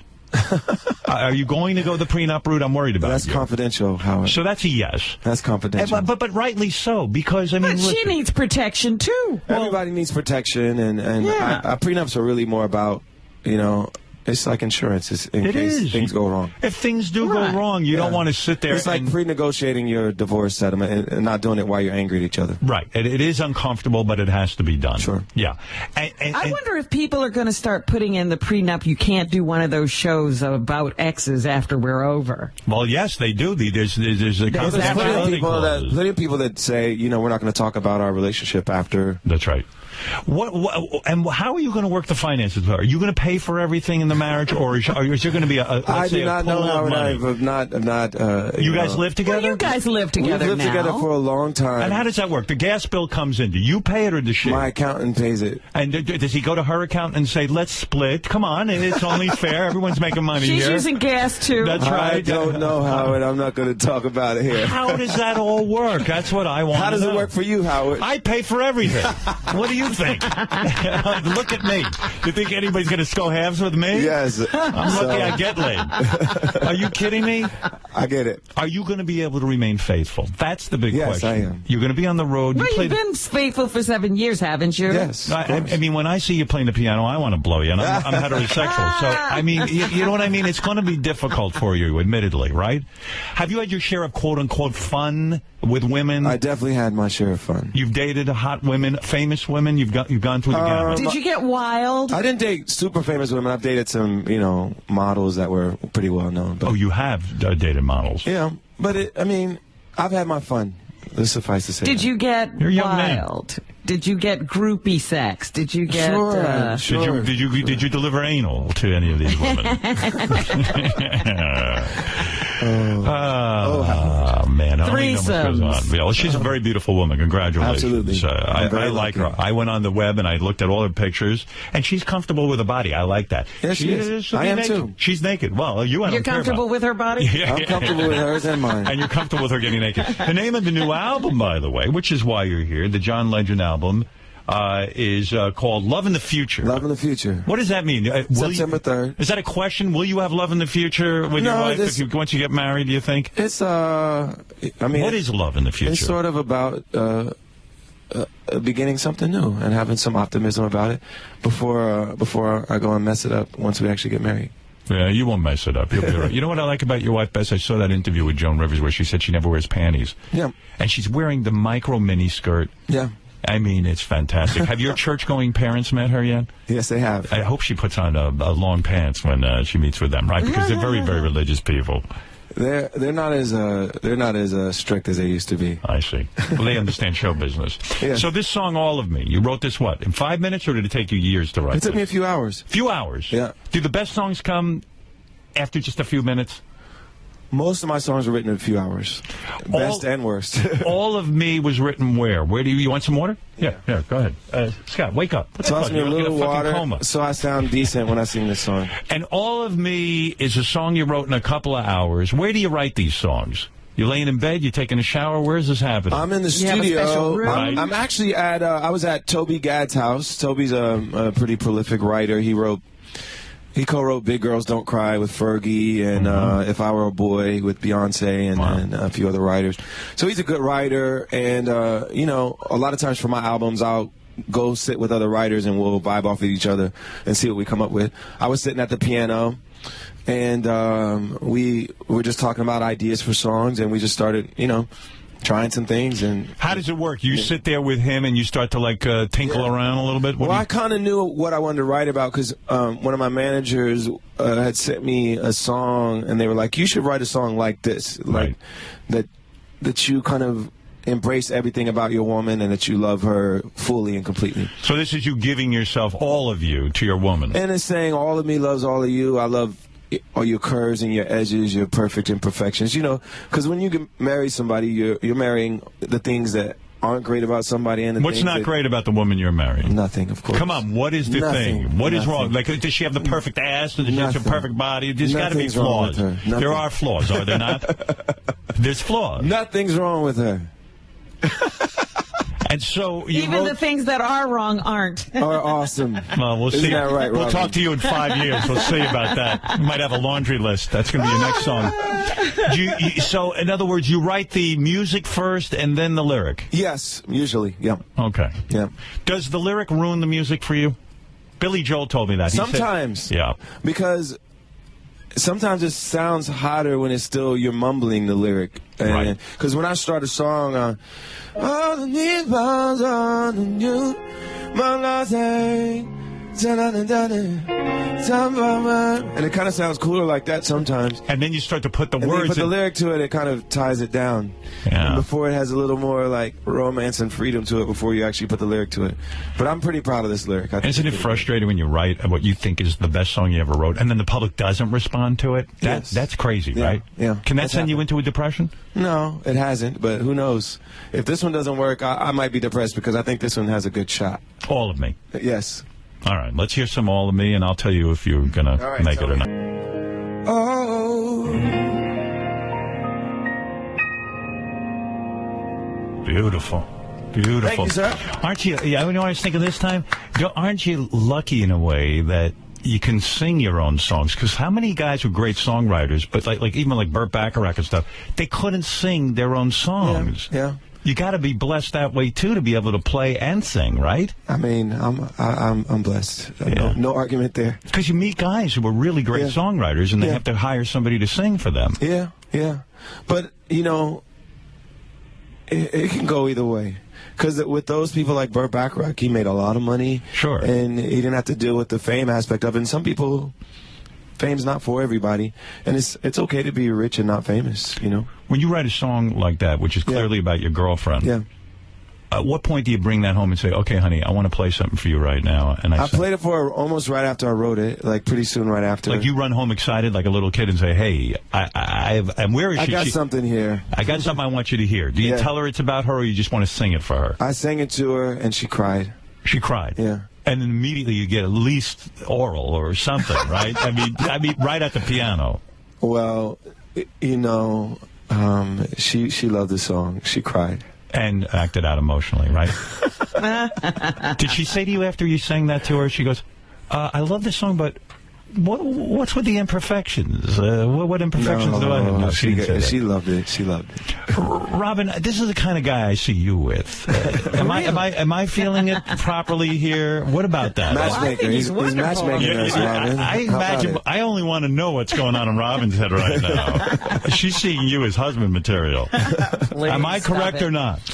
He's a little too young for me. I understand that, but the idea of him is good. But the idea is a good one. You like that. And after he wrote a song about you like that, if John Legend wrote that about you, you would... I'd cry. And you give him oral, right? Yes, that laugh means a yes. All right. Well, John, I just realized John Legend sounds a lot like John Lennon. I know. The mistake has been made. The mistake has been made. He's some songwriter. Yeah, he's pretty great. Yeah, he's done okay for himself as a songwriter. Yeah, he's really cool. Yeah.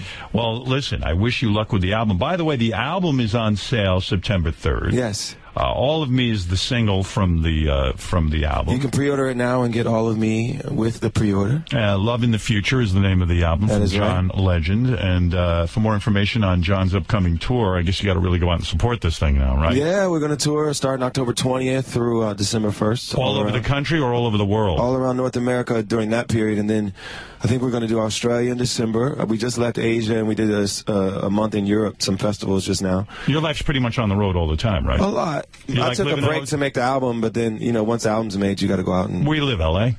New York and L.A. We're bi-coastal. Yeah. And when you're on tour that much, you got to just live in hotels, right? Yeah, that's right. Do you like that? I don't mind it, actually. Really? I'm so used to it, and I'm a good traveler. You seem like a decent man. Anything weird about you? You a brony? Are you into steampunk? Or what are you into? You watch porn? Do you do anything weird? Oh, that's not even weird. No, nothing wrong with that. I watched it last night. I watched the school teacher discipline her student. Chrissy's gone all week, so. Well, no problem with that. Hey, we're both men and we have needs, and we take care of those needs. Well, listen, you get jealous when she's away for the week? No, I miss her though. But do guys hit on her all the time? I imagine. Sure, so, I'm sure someone hits on her every day. What's your attitude on that? It's like, hey, I would hit on her if I saw her. So I can't really blame the guys for thinking she's beautiful. Right. Like, what are you gonna do? We'll see how this all turns out. You just have to trust her. That's right. Yeah. John Legend, everybody. Go to johnlegend.com. Get in on the tour. Get in on the album, Love in the Future, available September 3rd, and All of Me. And a beautiful version also of Dancing in the Dark that you did today.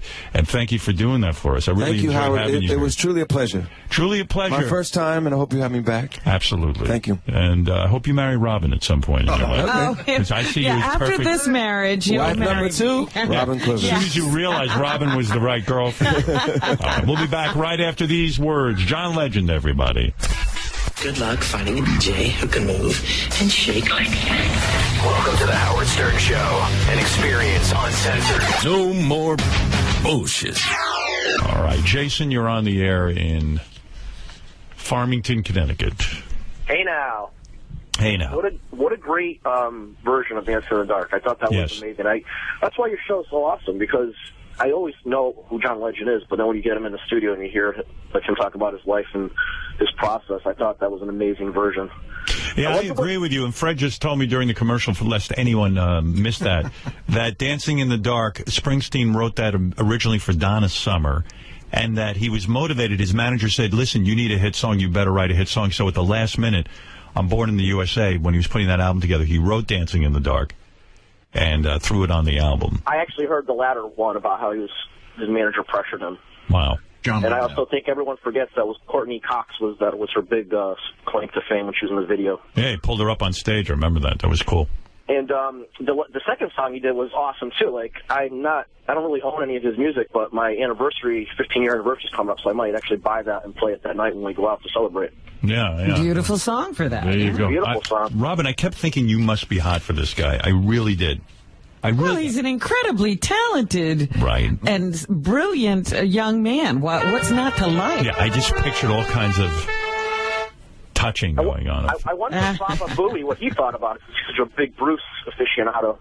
He liked it. He came in, he goes, Wolf, that was really good. Great version of Dancing in the Dark. I got it. I would love to own that on vinyl. I saw him do that at the Bruce Springsteen tribute in February, and I came back and told Howard that was one of the highlights of the show. And then, like a month later, they pitched him to come on, and we asked him if he would do it. Yeah, so he nailed it. He nailed it. Is that version available, like on one of his albums or on iTunes or something? Because it's awesome. I don't think so. I'll sell it to you. What will you pay? $1? Send me $1. I'll anything. Mail it to you. Thank you, Howard. I love it. All right, Jason. Thank you so much. Thank you. Bye-bye. Big night tonight. A little AGT An action. AGT night. Yeah, we got to go over this afternoon, do a pre-tape, and then we got a fucking interview of some kind. With those interviews, oh, my God, they want us there early for interviews. I'm going to show up late. Fuck this. I'm so tired of it. I got to have a life. You know? Well, we'll see if you're a good boy or a bad boy. You know what? Even when I try to be late, I'm on time. It's weird. BJ. You can't do it. Yo, Howard, how you guys doing, man? Awesome show all the time. Just got to ask Howard a question. Fred, is Christy Teigen a swimsuit model or a supermodel? Is John Legend's girlfriend a supermodel or just a model?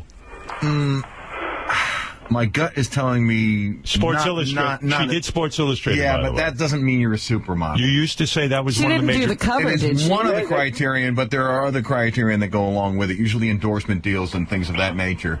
It's like, But for example, she's marrying a rocker. Not enough. Musician. And not enough that she did Sports Illustrated? Not enough. Wow. I think Fred's criteria is changing over the years. It's gotten stricter. Yeah. Well, that helps to have Sports Illustrated, but it is not the only thing. She doesn't have endorsement deals? Not that I know of. I mean, I'll have to look. I have to investigate. You know, I was reading in the paper today that Giselle... Baba Booey. Thank you. Giselle Bundchen makes $42 million a year. Christ. And, you know, really, what is the difference between her and, let's say, Chrissy Teigen or whatever, you know? What is that? Yeah, Fortune what is it? Because they say... She's got a twin, you know. Who does? Giselle Bundchen. But yet not a supermodel. No, she's not even a model. Wow. Wow. But you're right. Why is it her lot in life to make the $42 million a year and get everybody to take her picture and want to be associated? I don't know. That's what I'm asking, Robin. Like, for I think you'd example, have an Heidi answer. Klum was just kind of like discovered. I don't think she even wanted to be a model. They just kind of found her. No, she told me she... Yeah. Oh, really? Did she? Yeah. That's what I heard. But She told me she worked her ass off, though. Oh. Maybe once Well, she after got they it. discovered her. Yeah, But maybe that was it. I don't even think she was seriously considering being a model. Have you come by AGTA? You should bring your daughter. I was actually in the process of... Tonight's the night, dude. It's going to be a wish great I show could, tonight. but I What's can't up? do it tonight. But the 17th, we're planning to do maybe the 17th. Yeah, bring your daughter. Yeah. She likes to perform, right? No, she loves to perform, and she's been asking me big time to go. So what are you doing? You I'm got bringing me her. there. He's holding I'm bringing her. back. I'm bringing her. What's the delay? I don't get you. Why would you wait? I would do it He tonight. likes to torture her. Yes, I Yeah, do. no, seriously. Gets her to talk to me. Why didn't you do it? No, I wanted to wait until like the live show started happening. But they've been going No, on. I know, It's but been we're going on we're for a traveling. while, Fred. We're traveling tomorrow. You're traveling. Tomorrow. Where's he going? Mr. Travel. He's not going to AGT. Not That going could to have been a AGT travel. What is with all of this travel? I mean, where is he going? Where are you going? I was going to do it, but I figured a good night's rest is better. My mother's a trip. my mother's something else. You know, my buddy. Has your mother been this year? No, they don't want to go. They don't even want to go. Oh. I bought a house in Florida. I said to him, come on down to Florida. No, your father and I like it right here. Oh, my goodness. I said, well, come on. I'll fly you down. We'll come. We'll hang out. No, that's not for us. Oh, my mother she's got rules and regulations. It's amazing I function. Wow. My buddy Pat lost his mom. Wonderful woman. Pat's mom. I've known her for years. You know, older woman. She died. And Pat is very close with his mother. Terrific son. You know what I mean? Took good care of his mom. Uh-huh. And so after the funeral, Pat very emotional, and he sees my mom, runs into her, and he says to her, Pat talks like that. He goes, Mrs. Stern, you should. I want you to do something for me, because you can. I want you to call your son, tell him you love him. You know, Pat was emotional, thinking about he can never call his mom again, the whole thing. So my mom calls me up. Pat says you have something to tell me. What? I said, what? What are you talking about? He told me that I should call you. You have something to tell me. I said, I got nothing to tell you. Well, what's he telling me to call you for? I said, Mom, I think I'm putting this together. You know, Pat just lost his mother. I know. It's terrible. I said, well, he probably felt he was saying to you, pick up the phone and call your son. What the hell is that? I said, well, he She still didn't get it? Listen, Pat should tell you to call me. Oh, what am I calling you for? Oh, dear. I said, Mom, what's the difference who calls who? Well, I mean, he should tell you to call me. Oh, my goodness. I said, listen, Mommy, whatever. You know, who am I going to start in? But my mom has rules. I said, come to America's Got Talent, Mom. You'll have a good time. Yeah, we were there already. But that was last year. I know, but look, that's it. We did it already. All right. Come to Florida. We're not big on Florida. Good Lord.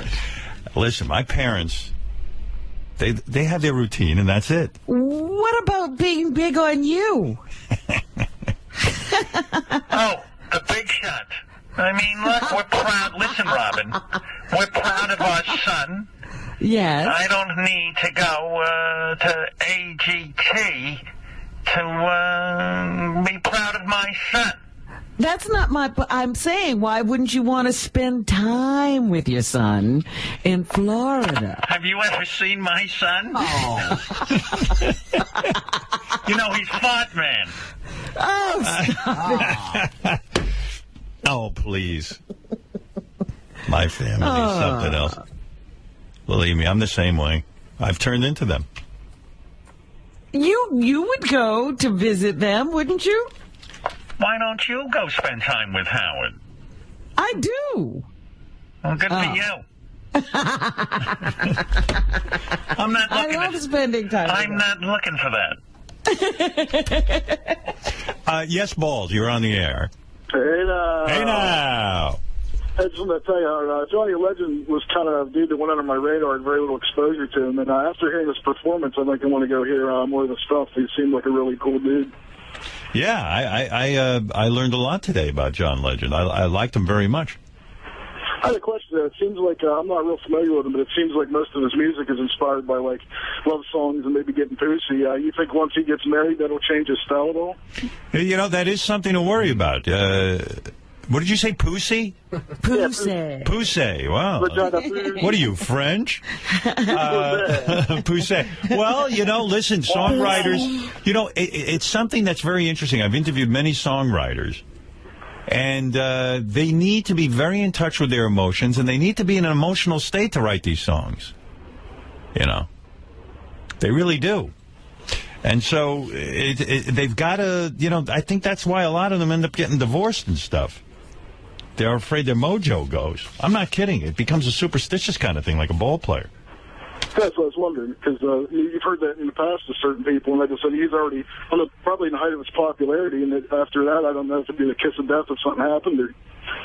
Tell you what, his girlfriend is super hot. I've seen a picture. She's definitely smoking hot. I went in on the internet last night because I knew I was interviewing him, and immediately I look her up, and there's a ton of hot shots, including did you see that naked one in GQ? Oh, yeah. Very nice. Exceptional. Nice. And she doesn't wear panties, so you know she's fucking nuts in bed. Good girl. Is that what that means when you don't wear pants? Yes. Oh, yes. And Joan Rivers even said to her, like, hey, you know, what do you do when it's your time of the month? She says, I tuck my tampon string up my ass. I mean, that's a fucking great girl. By the way, GQ has declared her a supermodel, and she's also afraid to swim. What does that mean? She's afraid to swim. I'm with her, too. I'll swim in the pool. She's a swimsuit model. Yeah, but, you know, swimsuits are not, those swimsuits aren't made for swimming. No. No. She could get really hurt in one of those swimsuits. Mom, you wear panties, though, right? I wear lots of panties. You wear double panties. I wear triple panties, Rob. Good. You're not that much fun, are you? No. All right, Balls, thank you. Thank you. Have a good day. Right.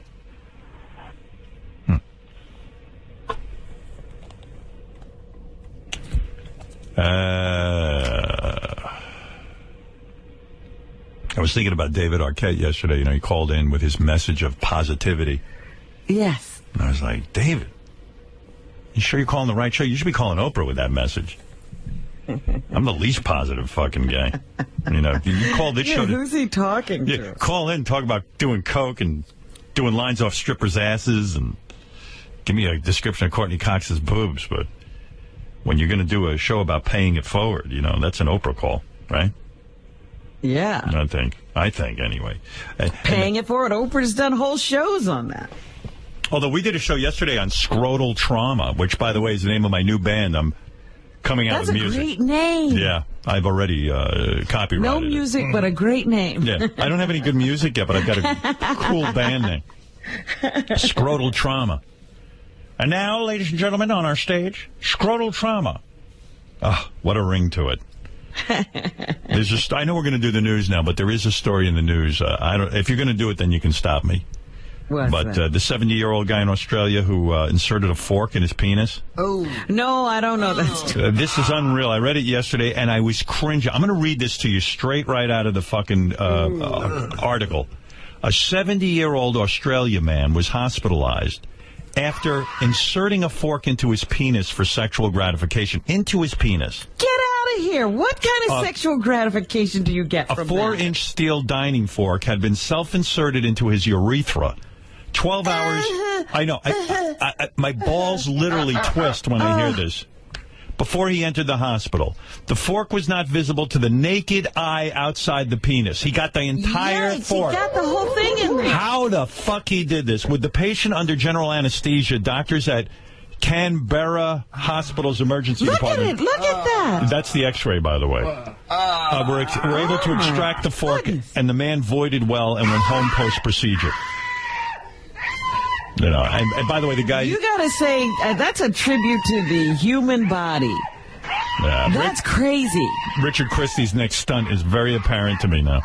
Oh, jeez. Oh, it's just unbelievable. And I did, by the way, go home and watch Oprah with Lindsay Lohan. I'm only on part 1. There's 2 parts, and I'll tell you, it's just so sad. And but she did say she only did coke 15 times, and I'm sitting there and I'm like, well, why would you stop there? Like, why would you be responsible about coke? Every other part of your life is so like out of control. Well, it probably didn't do anything for her. That's the thing with these addicts. You know, if they get what they're looking for, then they keep going. Well, she said that she actually did the coke to help her drink longer. Like, right, because she loved the drinking. Up, I guess. Yeah. Yeah. And by the way, I was thinking about A-Rod, too. If any of my staff wants to do performance-enhancing drugs, I'd encourage it. Anything that would enhance their performance. I admire a guy like that. And that's my point about the Yankees. They admire it, too. Until the guy gets kind of shitty. All of baseball admires it. Exactly. So they pick you out once you start playing a little bit shitty so they don't have to pay off your multi-million-dollar contract. Case closed. But also, he's really unliked. You know, that's one of the deals about him. The players don't like him. The bosses don't like him. Why does nobody like A-Rod? Just, you know, jealousy maybe. Maybe he's an arrogant guy. I mean, they love Derek Jeter. He's arrogant. That's what it is. He's arrogant? Yeah, he used to be friends with Jeter until he went into a Sports Illustrated interview and basically was saying Jeter wasn't really that good. Robin's mic wasn't working yesterday, and I kind of gave it to the staff. I said, you know, we have to have a backup plan. If Robin's mic doesn't work, the ISDN line goes out. It's got to be a backup plan. So we have one now, and everything's all set. So that'll never happen again. Robin will do the show by postcard if the microphone goes out. That's our backup. That's right. Pony Express. Or Morse code, whatever you prefer. Just be a bunch of dots and dashes. Robin, how are you this morning? Oh, fascinating. Say something dirty. That's right. Do you know why Perez Hilton and Lady Gaga are fighting? No. They're doing it on Twitter, and I only wish they'd do it on my show. I would give anything to hear them fight about whatever it is they fight about. And I thought Perez was a big Lady Gaga guy. But, well, he must have done something to piss her off. Right. Do you know anything about this, Benji? You're always up on the internet. Yeah, I was reading about it yesterday. Go ahead. So supposedly, like, he admits he was looking at an apartment in her building in New York. Oh. And she said, like, you know, stop stalking me or something like that. And supposedly I think he said he was getting like a lot of threats and his son was getting threats from her fans. Oh, I see. Like the monsters. But then there's some background. He said they used to be friends, but I think he sent her a photo of like Madonna holding a gun to her head or something a couple months ago, and supposedly that might have started it. I see. I don't see, but I think I don't care. But thank you for the info. You're welcome. All right. It's time for news. Sounds like a really important battle they're having. Well, hey, listen. It's solvable. In a world where Egypt and everything else is out of control, we can solve that one. Well, isn't Lady Gaga against bullying? Yes. Yes, she is. So isn't it kind of bullying to say that Perez Hilton can't, you know, what's the big deal if Perez Hilton moves into her building? I don't know. I'm waiting to find out. I think Lady Gaga's going to stop by at some point, so we'll ask her. But I'd love to ask her that question. Among a million other things.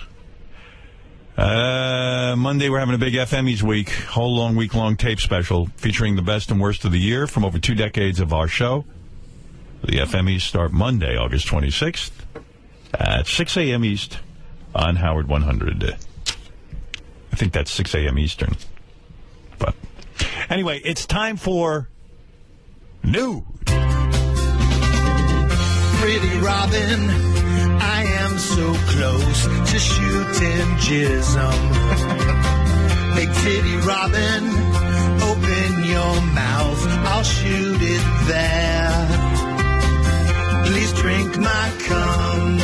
Please drink my cum when it sprays. It's hot and white. Come, drink my cum. That is disgusting. Robin, don't drink his cum. Who is that? Eli. Eli Brady. Boy, he's some talent, though. Come, drink my cum. Wonder how long it took him to write that. All right, Robin, it's time for Nude. Most of his songs take a couple of hours. Do. I got to get a nap today. I'm trying to figure out when. I got a couple of meetings, but I'm going to snooze before I head over to Radio City. I'll snooze in my office. Anybody makes noise? You don't even get to go home? No time for that. Wow. Anybody makes noise, they're fired. That's all.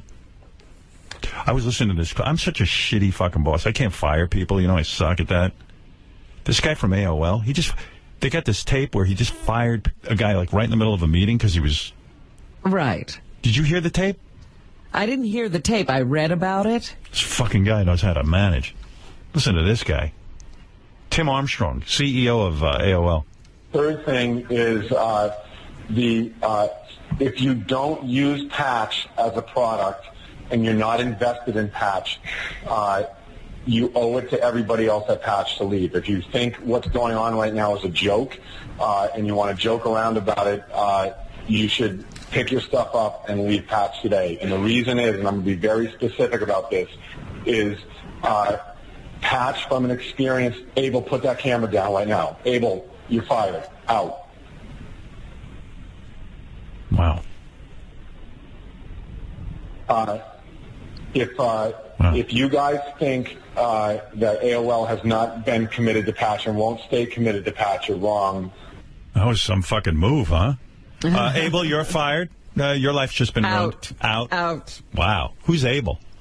The guy that was like a communications director. I guess they were told not to shoot it. Did he get really fired? I don't know. We can't figure it out. I think probably not. Damn. Can I just say, he's like I haven't known. Steve Brandano, you're fired. Just like that. He's one of the nicest guys in the world. You know him? I know him well. No kidding. Yeah. I dig that. I think he's just. I got to be a little more like not at that extreme, but I got to be a little more like. I think it was just a bad day. It's so uncharacteristic for him. Because that doesn't sound very nice. No. He apologized. He put out letters and memos. Oh yeah. He's apologized like 17 different times. Pussy. I felt bad for him. See, Gary, you don't have it so bad. Yeah, I blow up sometimes, but well, you've done that to me. It's just been on the air and not real. Yeah, but I fired you. But you know, I'm kind of doing it jokingly. Well, I don't, but I know that if you don't. Are you kidding? But you never leave. Well, I know. That's the trick. Whoever you just got fired didn't leave either, I think. All right, you're fired. Now let's get back to work. By the way, what is this thing he's touting? Patch? What is that? It's so hard to describe, but it's every town has a local news organization. It's a website. So if you lived in Melville, it would be Melville Patch, and it's just all news that's going on. Like in my local town right now, I was looking at it this morning, it tells me that there's a road that's going to be closed today from 3 to 9. Right. So it's local news in your very little area. Wow.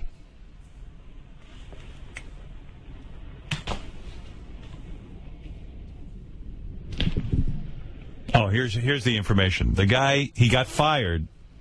He apologized to the guy, but he's still fired. He is? Yeah. But I have a feeling, again, I haven't spoken about it, I don't know. You don't get fired for one thing. I suspect he was probably on his way to getting fired, but that does suck. Pretty awesome move. He did apologize, but he didn't hire baim back. Huh? You're fired. But how do you go get another job now? You're the guy who was publicly fired. That's what you're known as. Yeah, I think he was videotaping the meeting. Right. And he wasn't supposed to be, but who knows? Yeah. You're that asshole. I'm not hiring you. Yeah, right. Aren't you the asshole that got fired right on? You're so Robin. So the way you guys look at it, nobody here's feeling sorry for him. For who, the guy got fired? Yeah. Because you guys are now calling him the asshole that got fired. Well, listen. I do feel No, I'm sorry just for him, saying. but what's he Yeah. taping? The boss told him not to tape. I mean, it's simple. Don't tape. People are nudniks. I don't know the particulars of this gentleman and what his situation was. So, but in the general, But when you're hiring somebody, you're looking for somebody who can take orders. if I went, I've worked for many people in my life. I still do. I still have a boss, despite what you may think. And if what's this guy is the name who runs the company now? Jim. Yeah, Jim Meyer. Jim Meyer. Good guy. Met with him 2 times, 3 times now. Very nice guy. If he said to me, Howard, I want you to do me a favor. I want to have a meeting with you, but do not tape me during it.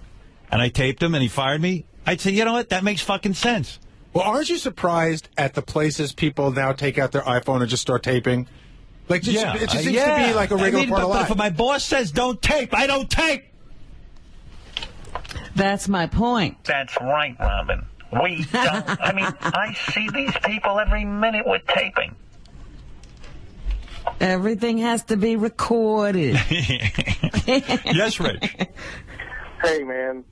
Your parents' voices, when you do those, it freaking cracks me up every single time. I get so lost in it, especially when you're doing your voice and both your parents and then Robin chipping in. I completely forget it's you doing all of them. It just kills me every time you do it. Yeah, you like that?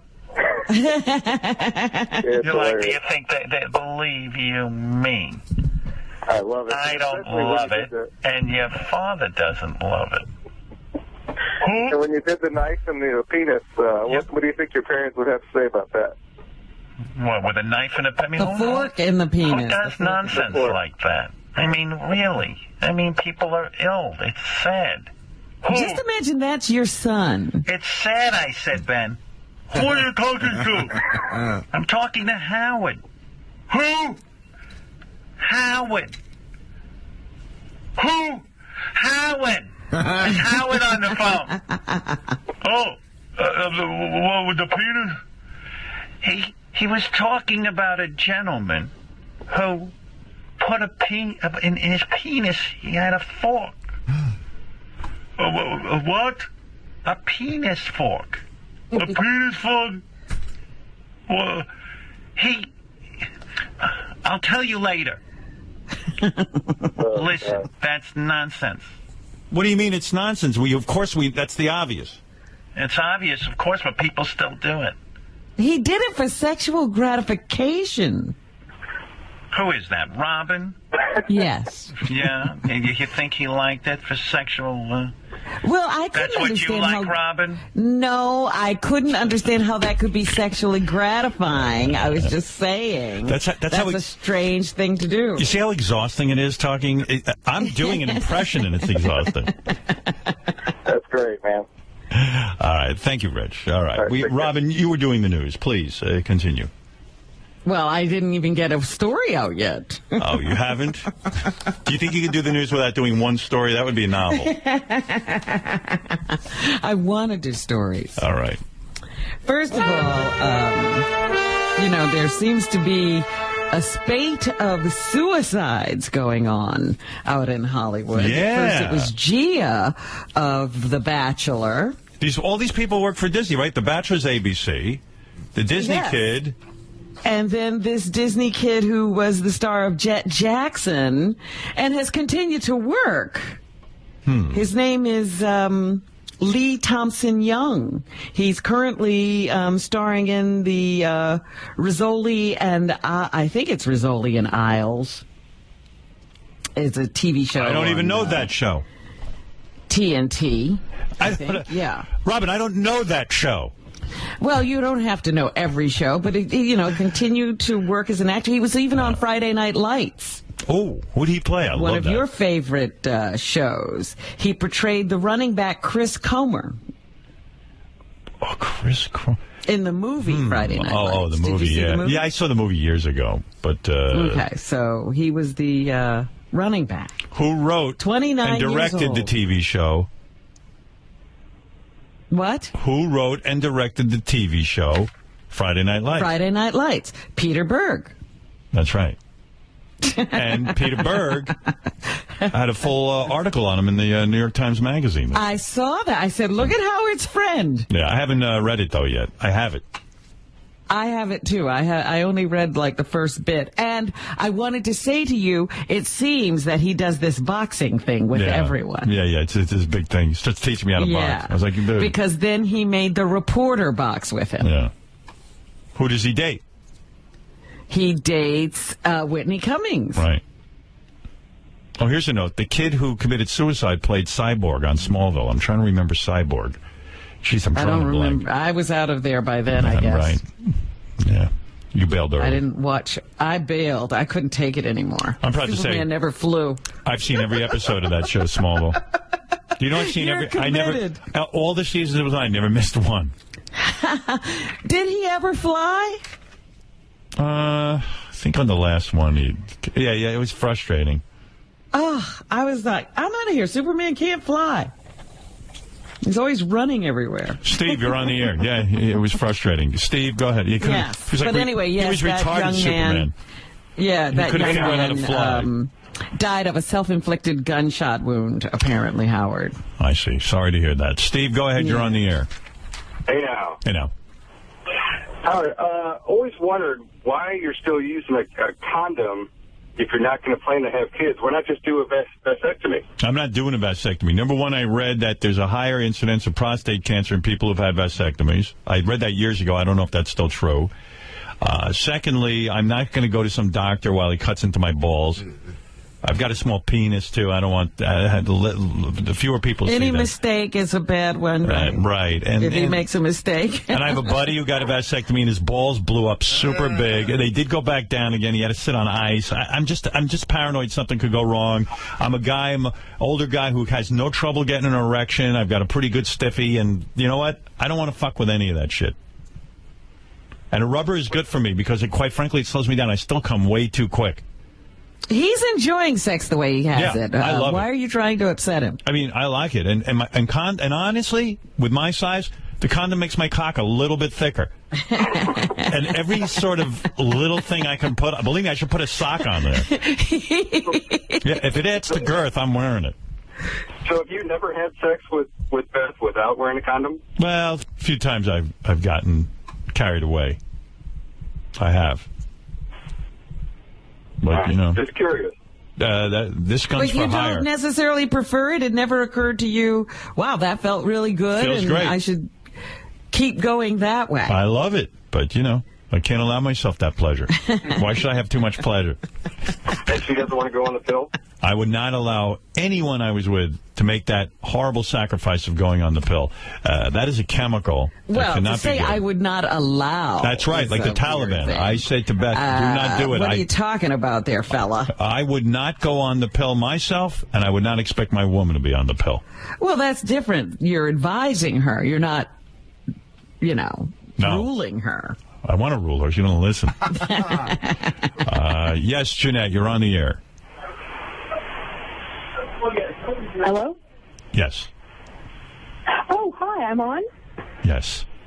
Oh, hey now, Howard. Hey now. I just wanted to let you know that the John Legend song followed me. I just got married last Wednesday. Had I heard that song, that would have been the song I walked down the aisle to. Wow. It's the most beautiful song I have ever heard. Made me cry in the car. Yeah, good for John Legend. Yeah, he was a hit today. Everybody dug him. Thank you, Jeanette. He was awesome. And congratulations Thank you. on your Thank you so much. wedding. What did you walk down the aisle to? Tortured Man? No, Canon in B major. What'd you walk down to? Oh, something traditional. Canon in B major. Canon in B major? D major. What's canon? That's the name of the song. That's the name of it's a classical piece. It's a classical piece, and it's very traditional for weddings. Let me hear that, Fred. You got canon? I'm looking for it. I'm sure I In know D it. major? I just don't know it's called canon. Jeez. Does it have You'll another name? recognize it when you hear it. Totally you will. If you got it in C minor, I'd like that too. I can't find it under that title. Canon? It's on YouTube. It's on YouTube.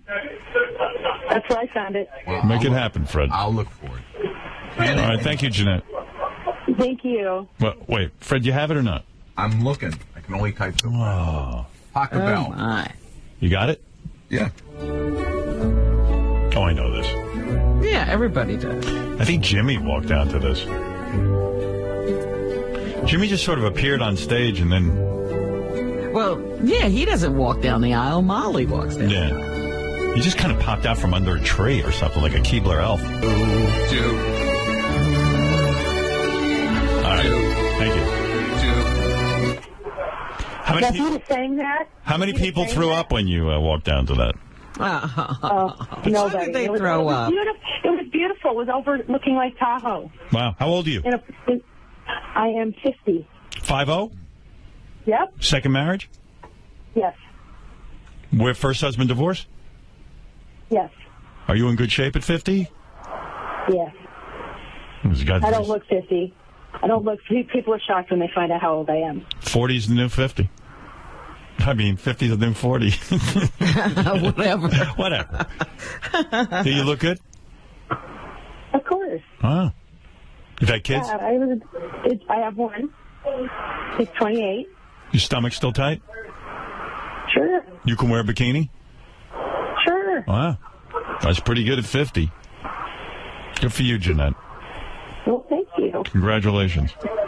Thank you so much, Howard. Hi, Robin. Hello. That's Jeanette, everybody. Congratulations. Would have gotten married to John Legend if she had heard it. That's right. Yeah. I bet you that's what's going to happen with that song. A lot of people will be walking down the aisle to it. Sitting here talking to Robin. We're having fun. We're doing the news. Marianne from Brooklyn's on the phone. Go ahead. Go ahead, honey. Hello, Marianne. Howard, I love you. Imagine I lived in your building. I'd move. You wouldn't object to that, would you? I would move. I would. Best name ever. I have a few things I got to get off my chest. Quickly. First of all, what? Quickly. Okay, quickly. Joey Cole is amazing MC. We have a love fest every night at AGT. That 21-year-old, that Alex, is everyone's worst nightmare. I could just hear my daughter coming home and think she's going to the Manhattan Bridge, and I'd be freaking out. And I also love David Arquette, and I do a lot of kind acts, but I do get a lot of negatives. So I don't know. I'm on the fence lately. The more good you do, sometimes... All right, enough of that. All right, I'll see her tonight at America's Got Talent. She can continue that discussion later. Yes, yeah, I'll talk to you tonight about that. Is it the voice or is she just boring? Well, I don't know. She starts to just filibuster, right. And you can't have a discussion with her. Yeah, there's no discussion. And it may be because of the voice. I don't know. Robin, what else is in the news? Well, Oscar Pistorius appeared in court again yesterday, Howard, to hear the charges leveled against him. And he cried. You know, this is the guy, when he was in court previously, he was always sobbing. Yeah. Well, he brought out the tissues and started sobbing again yesterday when he was charged with the murder of his girlfriend. He started sobbing when the charges were read, and then he cried some more when they said they actually had a witness who heard a woman screaming before the gunshots. He should cry right on those metal things he's got, and they should rust and get stuck like the Tin Man in The Wizard of the Oz. He shot her. Listen, he thought it was a burglar. What are you kidding me? That is the prosecutors believe that they were arguing he was in a jealous rage, and that's what prompted the shooting. He claimed that he thought a burglar was in the apartment, but they now have this neighbor witness who will testify in the court that they heard screams from a woman before those gunshots went off. Oh, of course. Come on. Let's get on with it. I mean, it's ridiculous. And some people are saying he's an Oscar-worthy weeper. Who's the better crier, Richard Simmons or Oscar Pistorius? Well, Richard Simmons is top-notch. I mean, he can cry on a dime. He cries over jewelry. I mean, that's something else. That Oscar Pistorius, though, he's some character. He's crying for himself. He don't want to go to jail. But he should be crying for that girl. She lost her life. Remember when he was running from the police? Cops is filmed on location with the men and women of law enforcement. Suspect Oscar Pistorius is running southbound on Baker. The surveillance team says he's running southbound. He's going there. We're going to chase him south. He's going west. He's going west. He's running on those metal things. He's going north. There's a lot to go through for that. What else is in the news, Rob? No, I thought this kind of thing was over. You know, people are pretty used to seeing interracial couples now, aren't they? I'll never get used to it, Rob. Oh, the microphone on? It's terrible how people are so prejudiced. Oh, my goodness. I was talking to a friend not too long ago, and she was telling me that there was an uproar on about a television commercial that featured an interracial couple with a child. Yes. And I said, what was the uproar about? And she said, because it was an interracial couple. I was like, you're kidding. And now I see an interracial couple celebrating a 40th birthday at a swank Long Island City restaurant were ambushed outside by a bunch of goons who shouted racist comments. Some things never change.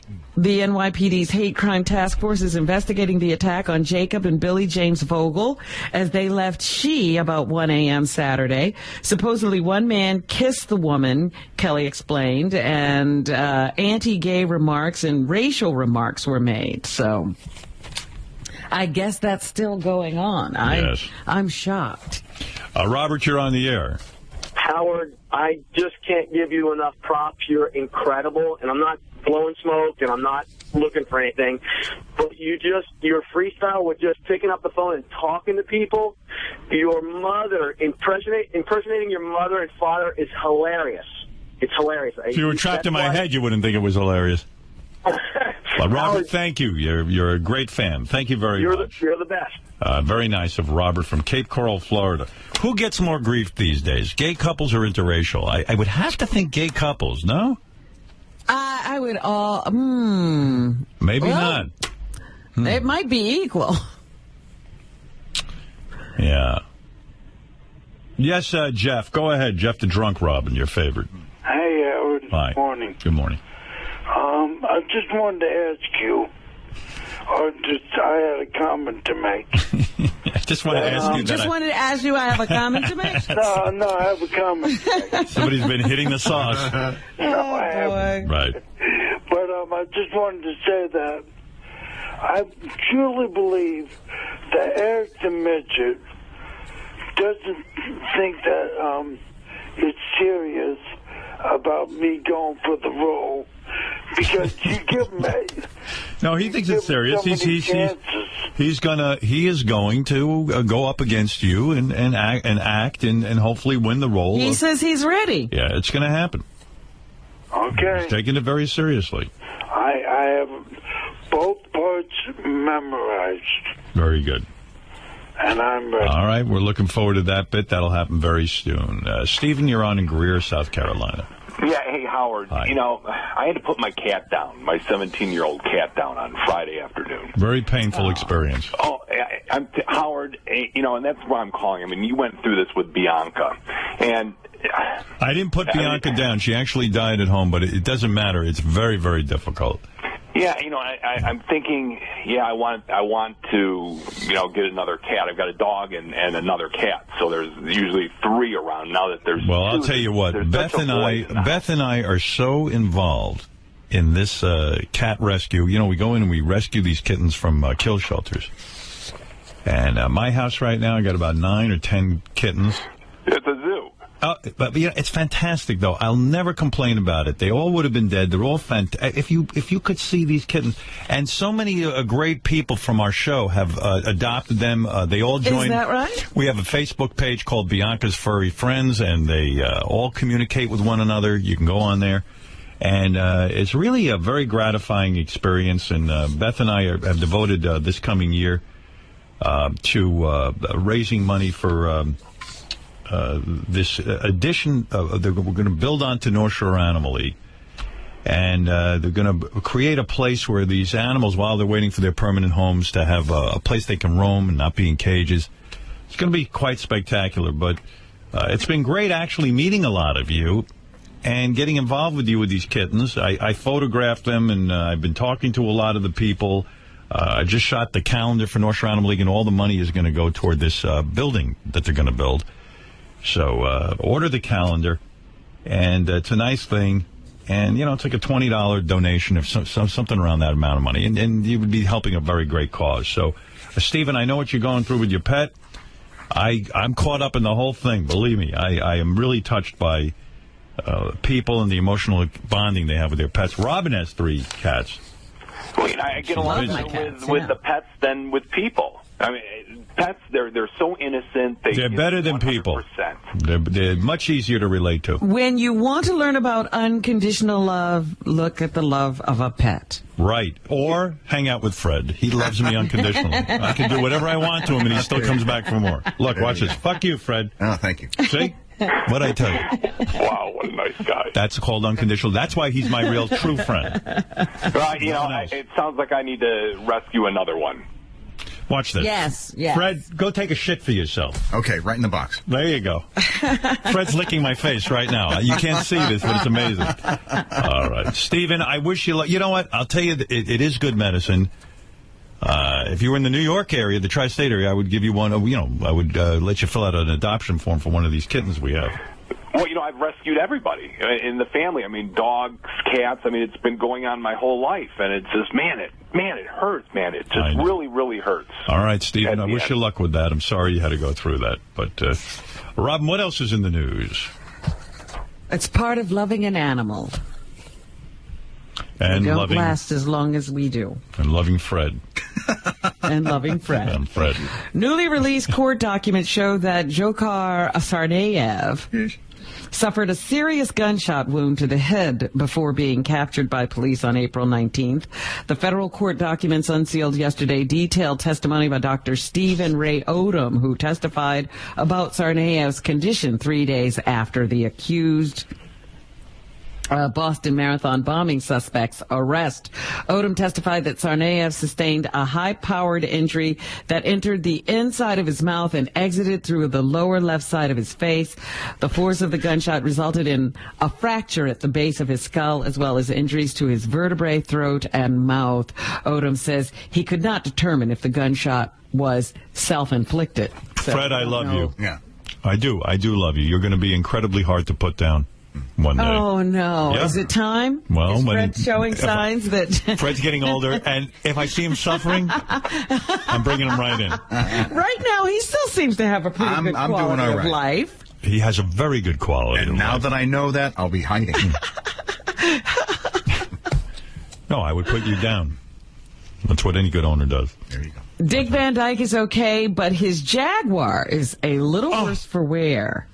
After a dramatic scene on a Los Angeles highway yesterday afternoon, a passing motorist was able to pull the 87-year-old actor from what used to be his four-door Jaguar after the car became engulfed in flames.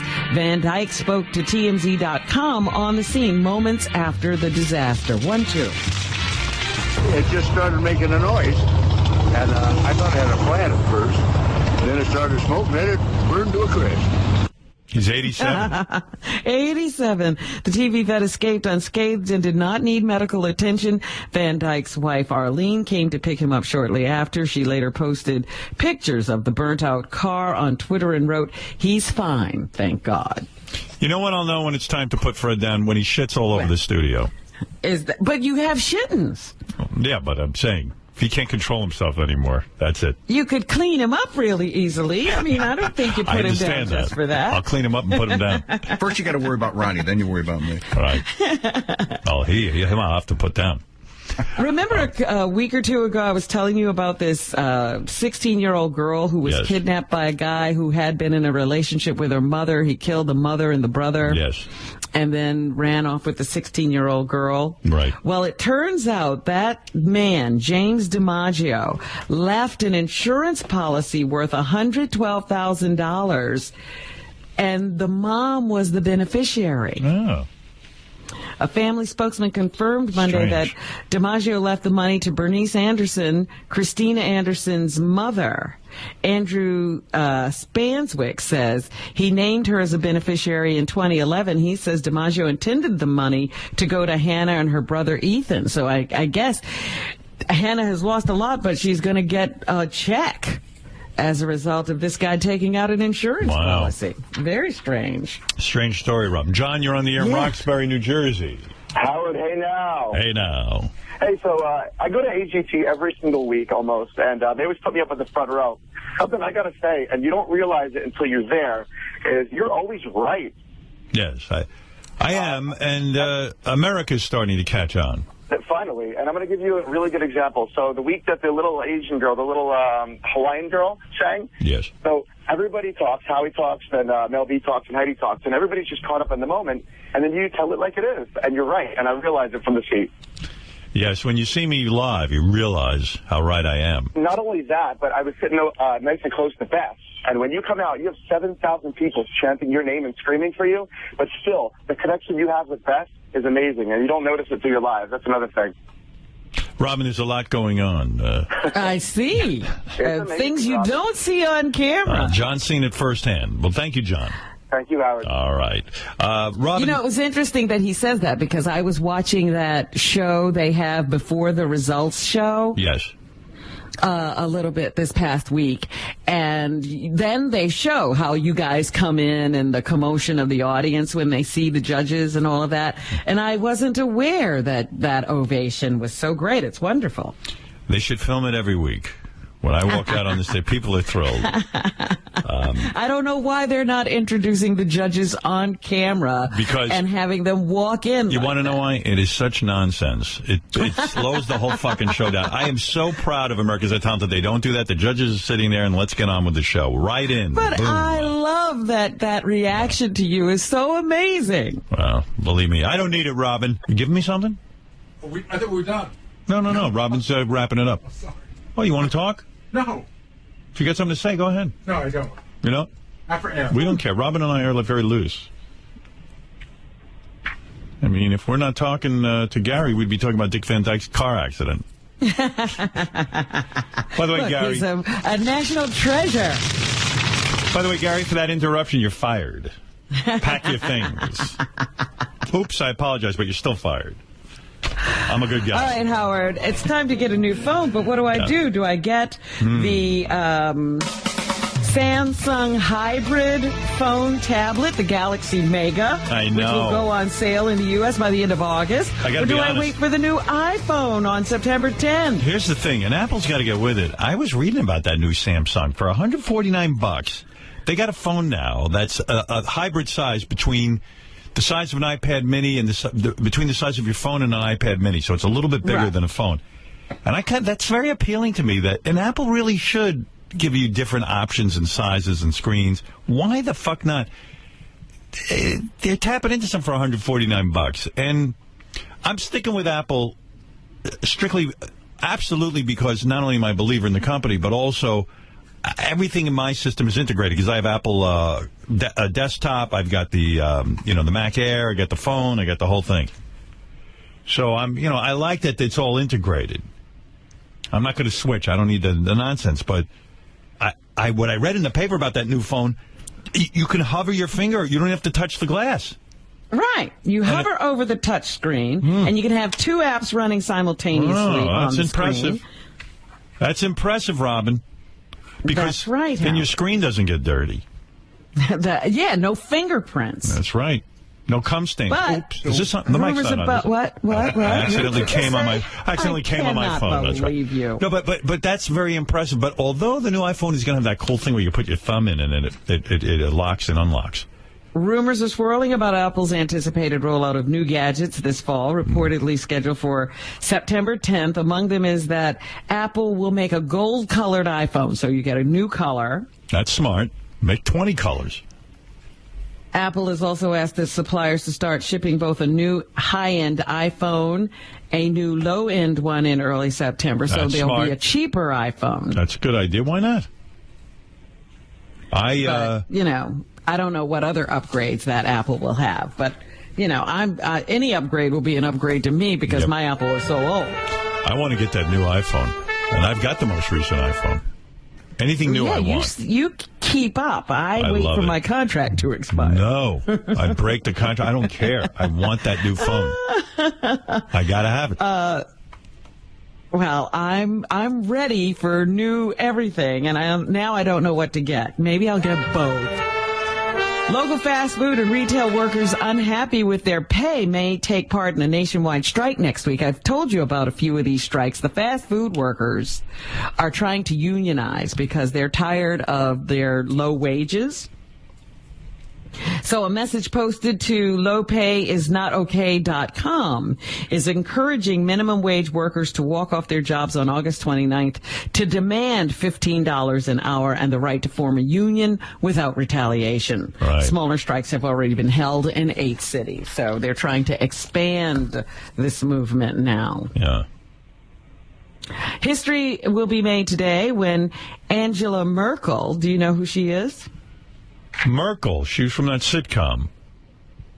What sitcom? Merkel. Remember? With the glasses? Merkel? Yeah, Merkel. What are you talking about? Merkel. I don't remember any sitcom Wasn't there called Merkel? Fred Merkel. Might be thinking of Urkel. Urkel. You talking about Urkel?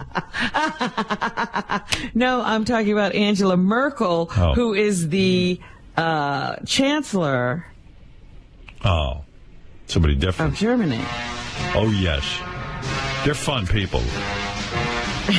Well, guess what she's going to do? She's going to go to Dachau. Dachau. Right. The Nazi concentration camp. In so doing, she will become the first German chancellor to tour the site where more than 200,000 people were imprisoned during World War II. Of those prisoners, more than 40,000 were put to death before the camp was liberated by American forces in 1945. Merkel is expected to lay a wreath in memory of those who lost their lives and deliver remarks just before 1 o'clock this afternoon, Eastern Time. So she'll make history by appearing there. That's where Hogan was. Hogan! He was in Dachau? That's right. Hogan! Where are you? Remember when Hogan would sneak out? Well, if they were in Dachau, how come 40,000 prisoners died? He was getting in and out all the time. I don't know where Hogan was. Stalag 13. Stalag 13. Stalag 13, which is where? In 13. The first official photos of Prince George have been released, clad in a white blanket. Have you seen these photos? Yes, I have. They were taken by her dad, I think. They're terrible. I wasn't really evaluating them. Well, the prince looks awful. The baby looks awful. The baby looks like it's wrapped up too tight in that white blanket. Probably is. What do young kids know about taking care of other young kids? Well, anyway, People.com says the pictures were taken by Kate's dad, and they felt that was a way to get the family looking more relaxed. But I think they're terrible photographs. Yeah. Nothing appealing about those. All right. They should have called you to take the pictures. That's right. You do a beautiful family portrait. What else, Robin? Many think of electric shock therapy as cruel and as outdated, but it's still in practice and growing in popularity. Wow. The news press reports electroconvulsive therapy is most often used on patients who suffer depression or bipolar disorder and has a reported success rate of up to 80%.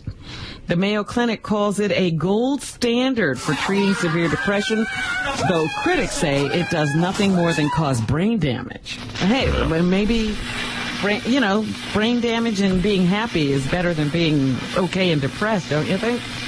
Sure. I'm brain damaged and happy.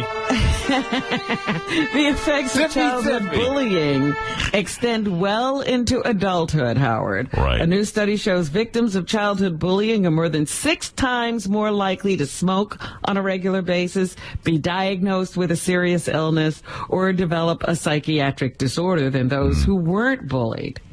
They also have a tougher time keeping a job and saving money.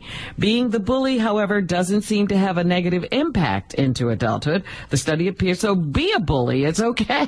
It's better for you to be bullied than to be bullied. I mean, it's better for you to bully than bullied. To be the bully, it doesn't even have an impact on your adult life. The study appears in the Journal of Psychological Science. Right. So, bullies just do fine in life. Remember that song, Woolly Bully? Was that what it was about? Yeah. Sam the Sham and the Pharaohs. Remember last year, just before the U.S. Open, there was an umpire who was accused of bludgeoning her husband to death with a coffee cup? Yes. Well, that woman was cleared of those charges, and she's now suing the LAPD for what she calls a false arrest. Lois Goodman says she suffered public humiliation when she was arrested by the LAPD at the U.S. Open in New York City last year. Goodman always maintained her innocence. The criminal charges against her were ultimately dismissed due to insufficient evidence. Goodman's attorney says the LAPD destroyed the 70-year-old's reputation, and they should pay for their slanderous acts. They say that Alex Rodriguez was ambushed yesterday on the Today Show. I don't know if you heard about this. He was sitting there talking to Matt Lauer, and all of a sudden he presented... actually, it was Alex Rodriguez's attorney was presented with a letter from Major League Baseball waiving their confidentiality clause in the game's joint drug agreement. That's something apparently that Alex Rodriguez has been asking for. And so they showed it to the attorney, and they said the attorney danced around it and did not agree to sign the letter. Rodriguez is currently appealing a 211-day suspension from, or game suspension from Major League Baseball.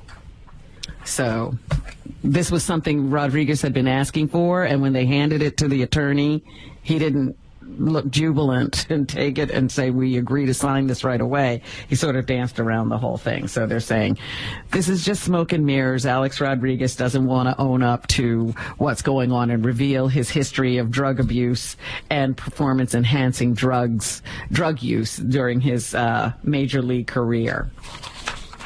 So they're still after Rodriguez. Leif Garrett, or Leif Garrett, which is it? Leif. Everyone knows that. He's been asked if he would have some advice for Justin Bieber, one teen idol to another. In an interview for Fox 411, Garrett offered words of caution when asked what he would tell the 19-year-old pop star. The former singer and actor, who faced a public battle with drug addiction after his heyday in the 70s, said Bieber should watch out for hangers-on with bad intentions. Garrett told the young star to not believe your own publicity and to make sure you know who your real friends are. He added that every scumbag, every drug dealer, every chicken hawk wants a piece of you. Wow, chicken hawk. Yeah. Yeah, well... Garrett is 51 years old now. Garrett also told Bieber, don't age and don't lose your hair. Or your looks. Or your looks. Right. Penn State is expected to reach settlement agreements with 24 more victims of the former assistant football coach Jerry Sandusky. Oh, good. That only leaves 3,000 more to go. A negotiator in the discussions says the settlement should be reached by the end of the week. One settlement has already been reached with victim number 5, who was assaulted by Sandusky in August of 2001. The university has approved $60 million in payouts to Sandusky's victims. Sandusky remains behind bars on more than 40 counts of child sex abuse. You think Michael Jackson would have been a believer? That's a Justin Bieber fan. Justin Bieber.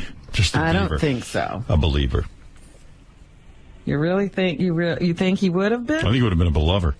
Or a betoucher. A belubber. Something but creepy. For sure. That's what I'm thinking. But I think Justin Bieber collaborated with Michael Jackson before his death or something. Did you know about that? No, I don't. There was some sort of... Something about that I was reading, but I don't know. I'm confused. That's why I don't do the news. That's why Robin does it. I read stuff and then I forget about it. Then you forget and get confused about it. Your comprehension's a lot higher than mine. President Obama, yeah. what? No, go ahead. And the first family have a new pet. Yeah, On dog. Monday, they welcomed Sunny, a Portuguese water dog. Sunny was photographed on the south lawn of the White House showing off her thick, dark coat. The Obamas picked the name because they say it fits her cheerful personality. Right. So they have another dog. Al Jazeera hits the airwaves today. Will you be tuning in?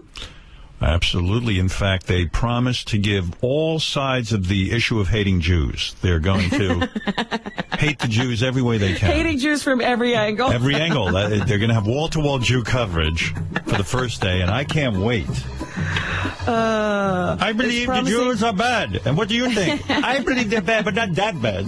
Oh, all right.